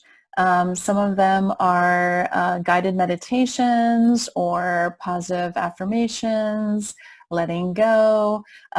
This one over here, flattening the curves, is more fitness focused, but also focusing on during your workday, getting up and moving, doing some good things for yourself. Same thing with the wellness calendar. And then there are two decluttering calendars, one in French and one in English, because I've realized that as my house has gotten a little bit out of control in terms of tidiness, that affects my how effective I am in getting my work done and being able to concentrate and having a good headspace. So for me, that's important too. So there's some things there to share. And then I did create another Padlet for AP sharing. There's nothing on it at all yet. But if people who had the discussion wanted to pop some things on there later, that might be nice. And I'm sure it will all make its way to the Wakelet, right? Yeah, I'm just gonna say, hey, Nathan, you just had to pull up that puppy. Oh my goodness. Okay, so there's Katie's work, and then here's her Padlet. So the next things I'm going to talk to you a little bit about in our last, will take about 10 minutes for me to go through this. This is the AATF curricular and authentic resources. All of our different ways to help you. You need a lot of help just feeling better and being okay with your students in their worlds. But I just want to let you know that the AATF has been gathering resources and actual activities so that you don't have to spend the amount of time looking for things to put out to your students. So the first one I'm going to show you is Wakelet. And there's a whole, I think I've got 2 or 3 slides on Wakelet. Those are towards the end. We have this wonderful list that I've been starting because Wakelet is a lot like Pinterest, except that it's more sane. It definitely has a definite flow to it. So when you click on the AATF French Wakelet, we have a whole bunch of resources, for example, for the 2020 exam that teachers have been sharing, mostly on the AP French Facebook site. But the problem with Facebook, you can't really organize things. So Here's cultural comparison resources. Okay, some people shared their stuff. And then there's topics. There's cultural comparisons. There's all this practice that other teachers, especially Christina from California, has been sharing. And then we've got the conversation resources. So if you're an AP teacher, you can click on any of those and they're open to share. This is by Deanna Sheffer. A, she's an AATF rep. B, she's one of the AP writers or something. She's pretty AP goddess. If that was not important to you, you could look at something like Jeux, Activités Ludiques, et chaîne YouTube. This is a great place that we've been trying to put stuff together. Like, if you can't have your students do their workbooks, here are other things that you could have them do. And we try to, explain what ages they're for, but you can adapt almost anything. So one teacher's been sharing her digital escape games. What a beautiful thing to do, right? And then there's Brain Prop, which is free right now, okay? L'Amni, ici Radio-Canada Jeunesse, wonderful website. There's all sorts of like games and videos for the kids to play. They even have a Des Petits. So if you've got little kids, you want to throw that out to them. They're appropriate. Gully, there's Bouwa et Koala, so much fun. Little kid stuff, older kid stuff. There's Activité Manuelle Bricolage, if you want to send these to your parents and have them do stuff, handy activities. And then there's one that I really like is the chaîne YouTube for les enfants. So just things that you can send your students to get that sort of input that they need, that you can't be there for, and so you can send them these websites. Okay, you click on it, you'll get the link. Let me go back to the Wakelet to show you a couple more that we have. And while I'm using Wakelet, it's as easy as Facebook to post on. And I've given you a tutorial right here on how to add. If you want to give us stuff, you're going to click on one of these links. If you just want to, you're going to click on this where it says collaboration. It'll allow you to add material. If you just want to grab things, because that's what we mostly want to do is grab. There is a nice one for listening activities that are already made. So this one is, it has 3 sections to it. Interactive listening activities. So like if you're using Edpuzzle or Fluent Key, TeachVid, all these wonderful tools that are available, and so many of them are for free right now. And then these are podcasts that you can send your kids because, hey, podcasts for like 2 or 3 minutes, that's a lot of great stuff. This Teresa Torgoff, she's been doing a lot for adding things to her playlists. Okay. So many things for you to look at, and then if you really want to get down into it, there are the choice boards that other teachers have made. So why bother recreating the wheel when the choice board has been created for you? You can add which level it is, but again, you can always adapt any activity. Some of them are kind of fancy, like the one that was shared on French Teachers in the U.S. I bet all of you saw this one. Okay, where this is Teresa. She adapted it from someone. And she's got just everything set for the kids to do. Bam, bam, bam. It's right in a row. That's one way to look at a choice board. The other one was from Nathalie Rush. And she's got some like five French a day. So she gives 5 activities the kids can do and they just click on them. Why bother searching when it's already being shared by another teacher, right? Okay, so look at how many. There's Rebecca. She's our AATF. She's an AATF member and the actual teacher of the year. She's sharing her stuff. Leslie Graham is doing in all languages, so if you're a coordinator for languages, that's available for you. It's super easy to adapt for French. That one it's really good. Yeah. So many people are sharing their things, and you can just tell yourself, I don't have to spend all day making it. It's already been shared. And now you don't have to look through all the AATF posts, Facebook posts. It's right in a row and you can just scroll down and you don't have to worry about the search terms. It's already organized. I get really passionate about this, you can tell. The other things, like if you want to do stuff for La Francophonie or reading, there's lots of reading resources. There's free books available. There's BD available. There are so many maisons d'édition that are sharing their magazines and their books out for free for all levels, little kids to big. I put those on there. There's audiobooks, there's PDFs, there's all sorts of stuff for you to look at. Okay, infographie, article, what else is on here? Just look through this. If you can't find it, that's okay, because we also have a Pinterest account that has something like 90 boards, and they're organized thematically. They use the AP themes, but they can be for any. Okay, so here, Animaux du Monde. So this one's really good. The Respectons les animaux, that would be great for little kids. But there's comptine, there's listening activities, there's infographie. This one's kind of sad. You don't want to talk about it right now. The death of an animal, probably not the best topic. Always think about the topic you're going to share. But hey, for next year, there's all sorts of ideas that you can use for kids. Okay? The ATF Pinterest goes on and on and on and on, just like me. Okay, so if it's not in here, some of these have just one thing because I haven't found everything yet, and some of them have 49. If you don't find it, contact us. We'll look around for you. There's one more that I want to show you just directly is the ATF YouTube playlist. It's also organized thematically. There's something like 4,000 videos currently organized. 4,000. Have you watched all those videos, Catherine? Yes, I have. Okay, I've tried to put them in. Like, here's 29 videos all about shopping in the world, in the Francophone world. And I mean all over the world. We're over in Senegal. We're everywhere that you want to be.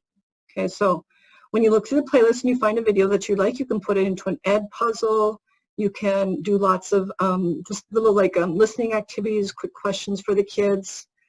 Some of them are not quite yet full, but I'm still working on them because I've got a lot of free time. But if you have a video you think that would go into one of these, send it to me. Or if you want to become a contributor, let me know. We also have Google Photos, and that's the last one I'm going to show. The other two you can look at on your own. Google Photos is not like Flickr. I wish it were. Okay, this is a document that I created because Google Photos doesn't let you just show, doesn't let you give a direct link to all of our albums, but you've been looking for pictures for your presentations, and you want copyright-free, and you want things that are exactly what you need. Let's take a look at this one, Panneaux et affiches francophones. Let's say that you're working on the imperatif. These are teacher-taken photos that are copyright-free from all over the Francophone world. Okay, partez léger, jetez bien vos déchets ici, right? You can use that picture, you can download it, and it's from a teacher who shared it, and their name is usually right there, Kathleen Turner. So you can add pictures from your computer that you've taken in any Francophone country and put them into this album. The other one that I have is Nourriture Francophone. This one's going to be huge. There's a lot of people that are sharing on this one. These first few are from mine. And when it says ATF French, that usually means Catherine, but there's been a lot of people sharing all their food pictures. When you are looking for that exact thing you want, let's see if you go up. There's ones just for Maroc, just for Senegal, just for Canada Francophone, Panneaux et affiches du Canada. This is so specific. If you went into Google, you probably won't find, oh gosh, there's my favorite, Saint-Hubert. Chicken, the chicken. Yeah, their sauce brune is so good, right? This one is hilarious. Intense little picture, right? There's so much that you can do. So we have been asking teachers, do you have pictures on your computer right now that you are like, hey, what should I do with these? Share them with us. And how do you get there? There's a little link right down here. It says Google Photos. Okay, so you can share or you can grab or you can do both. Okay. The Wakelet tutorial is there. There's some also ideas like what you can do for writing and speaking or having your students practice vocabulary. Okay, and then the Pinterest kind of give you some ideas like what you can do with those, all those resources. YouTube, like things you can do with our YouTube list. There's Digo, that's for geeks and freaks like me, but also a few of you too. And then if you know about the EF Prof website, that's a great resource if you can handle the web interaction. I'm just going to look at the chat real quick and see if there's any big ones. Yeah, if you've got resources, okay, if you've got things that you're going to share, Okay, you don't need to go asking Heidi 50 million times. Her email is up here at the top, right by her picture. It is this slide here. Okay, so all of our contact information is there. And if you want to put some resources directly into this group, we have the shared resources document. That's like slide number 3. When you click on that, and you're putting it in the chat, but once we close the chat, once we close down this, we won't have the chat necessarily. So throw it up here. You can put it in it and add your link, and I'll make sure that those get distributed to everybody. But they're going to be in the document anyway. Okay. I wouldn't create a Facebook group, honestly. No, don't do that. It's so scary right now. Okay. Create a Padlet page. Make a Padlet page and have your students, you know, be contributors on that, or join Seesaw. Seesaw is a great way to create Facebook, and you can invite the parents, you can invite the administrators. So just, yeah, I see Nathan shaking his head. He's going, yes, yes. So that's a good thing. Seesaw's great. It's a very good place to go. The slides have already been shared a few times. So just to remind everybody, like if they scroll up in the chat to the Samantha Curry just posted it most recently, if you just highlight that and then pop that into a window, you'll have the slides there, right? Plus, I'll send this out again, and you did get an email from me before the webinar started with that in there. Okay. Okay, so there's many ways, and it will be on the AATF Facebook page, and it will be on the AATF website. So when you're on the main AATF page, I'm pointing to it like you can all just see my screen, right? It says learn more. And here are the past webinars. And those are from March. And then we're going to have the April ones. And when you click on it, it says shared Google Doc. Okay, so that you can see the previous one, and then you'll see this one. It'll probably be by next Tuesday because we have to edit the videos and get everything all together. See, there it is right there, FrenchTeachers.org. Okay, 7 minutes behind, and actually not really behind. We're going to open up here just for a few more seconds if you have questions, comments, things that you want to ask. The slides have been shared. Okay, a new message. Merci. Well, Samantha, thank you. I just want to remind everybody that our presenters today took 2 hours out of their teaching and personal lives. So if you could, I'm going to do this real quick. Hang on, because I want everybody to be able to see. Could you just give them a big hand? Okay. They have given so much, and they're going to do this one more time. They will have done this 6 hours. The ATF leaders and participants and members, you have no idea what it means to me to be a part of this group.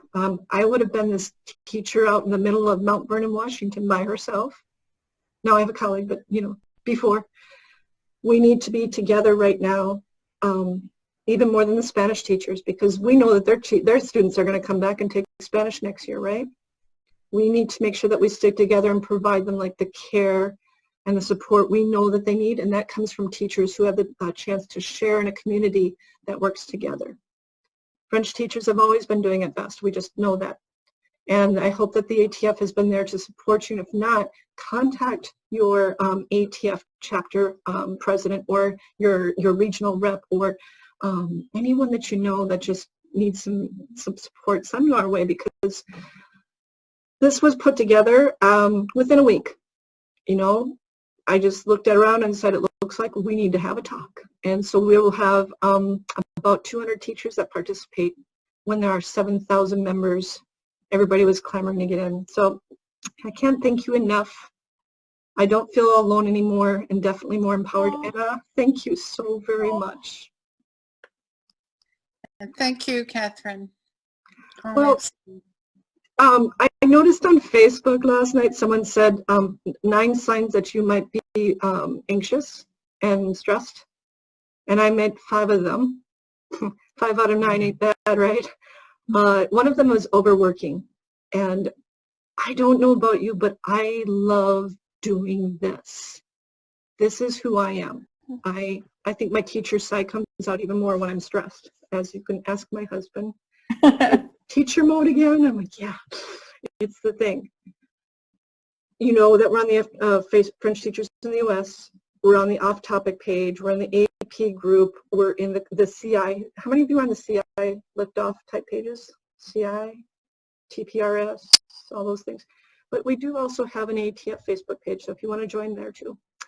I'm going to wish everybody un bon week-end, but it's kind of been the week-end depuis le 13 mars. Ouais. Pas tout à fait. Pas tout à fait, mais en fait, c'est pas mal. Bon weekend. Bon weekend, and I promise you'll get the links and the recordings and everything by Tuesday. Ça va bien?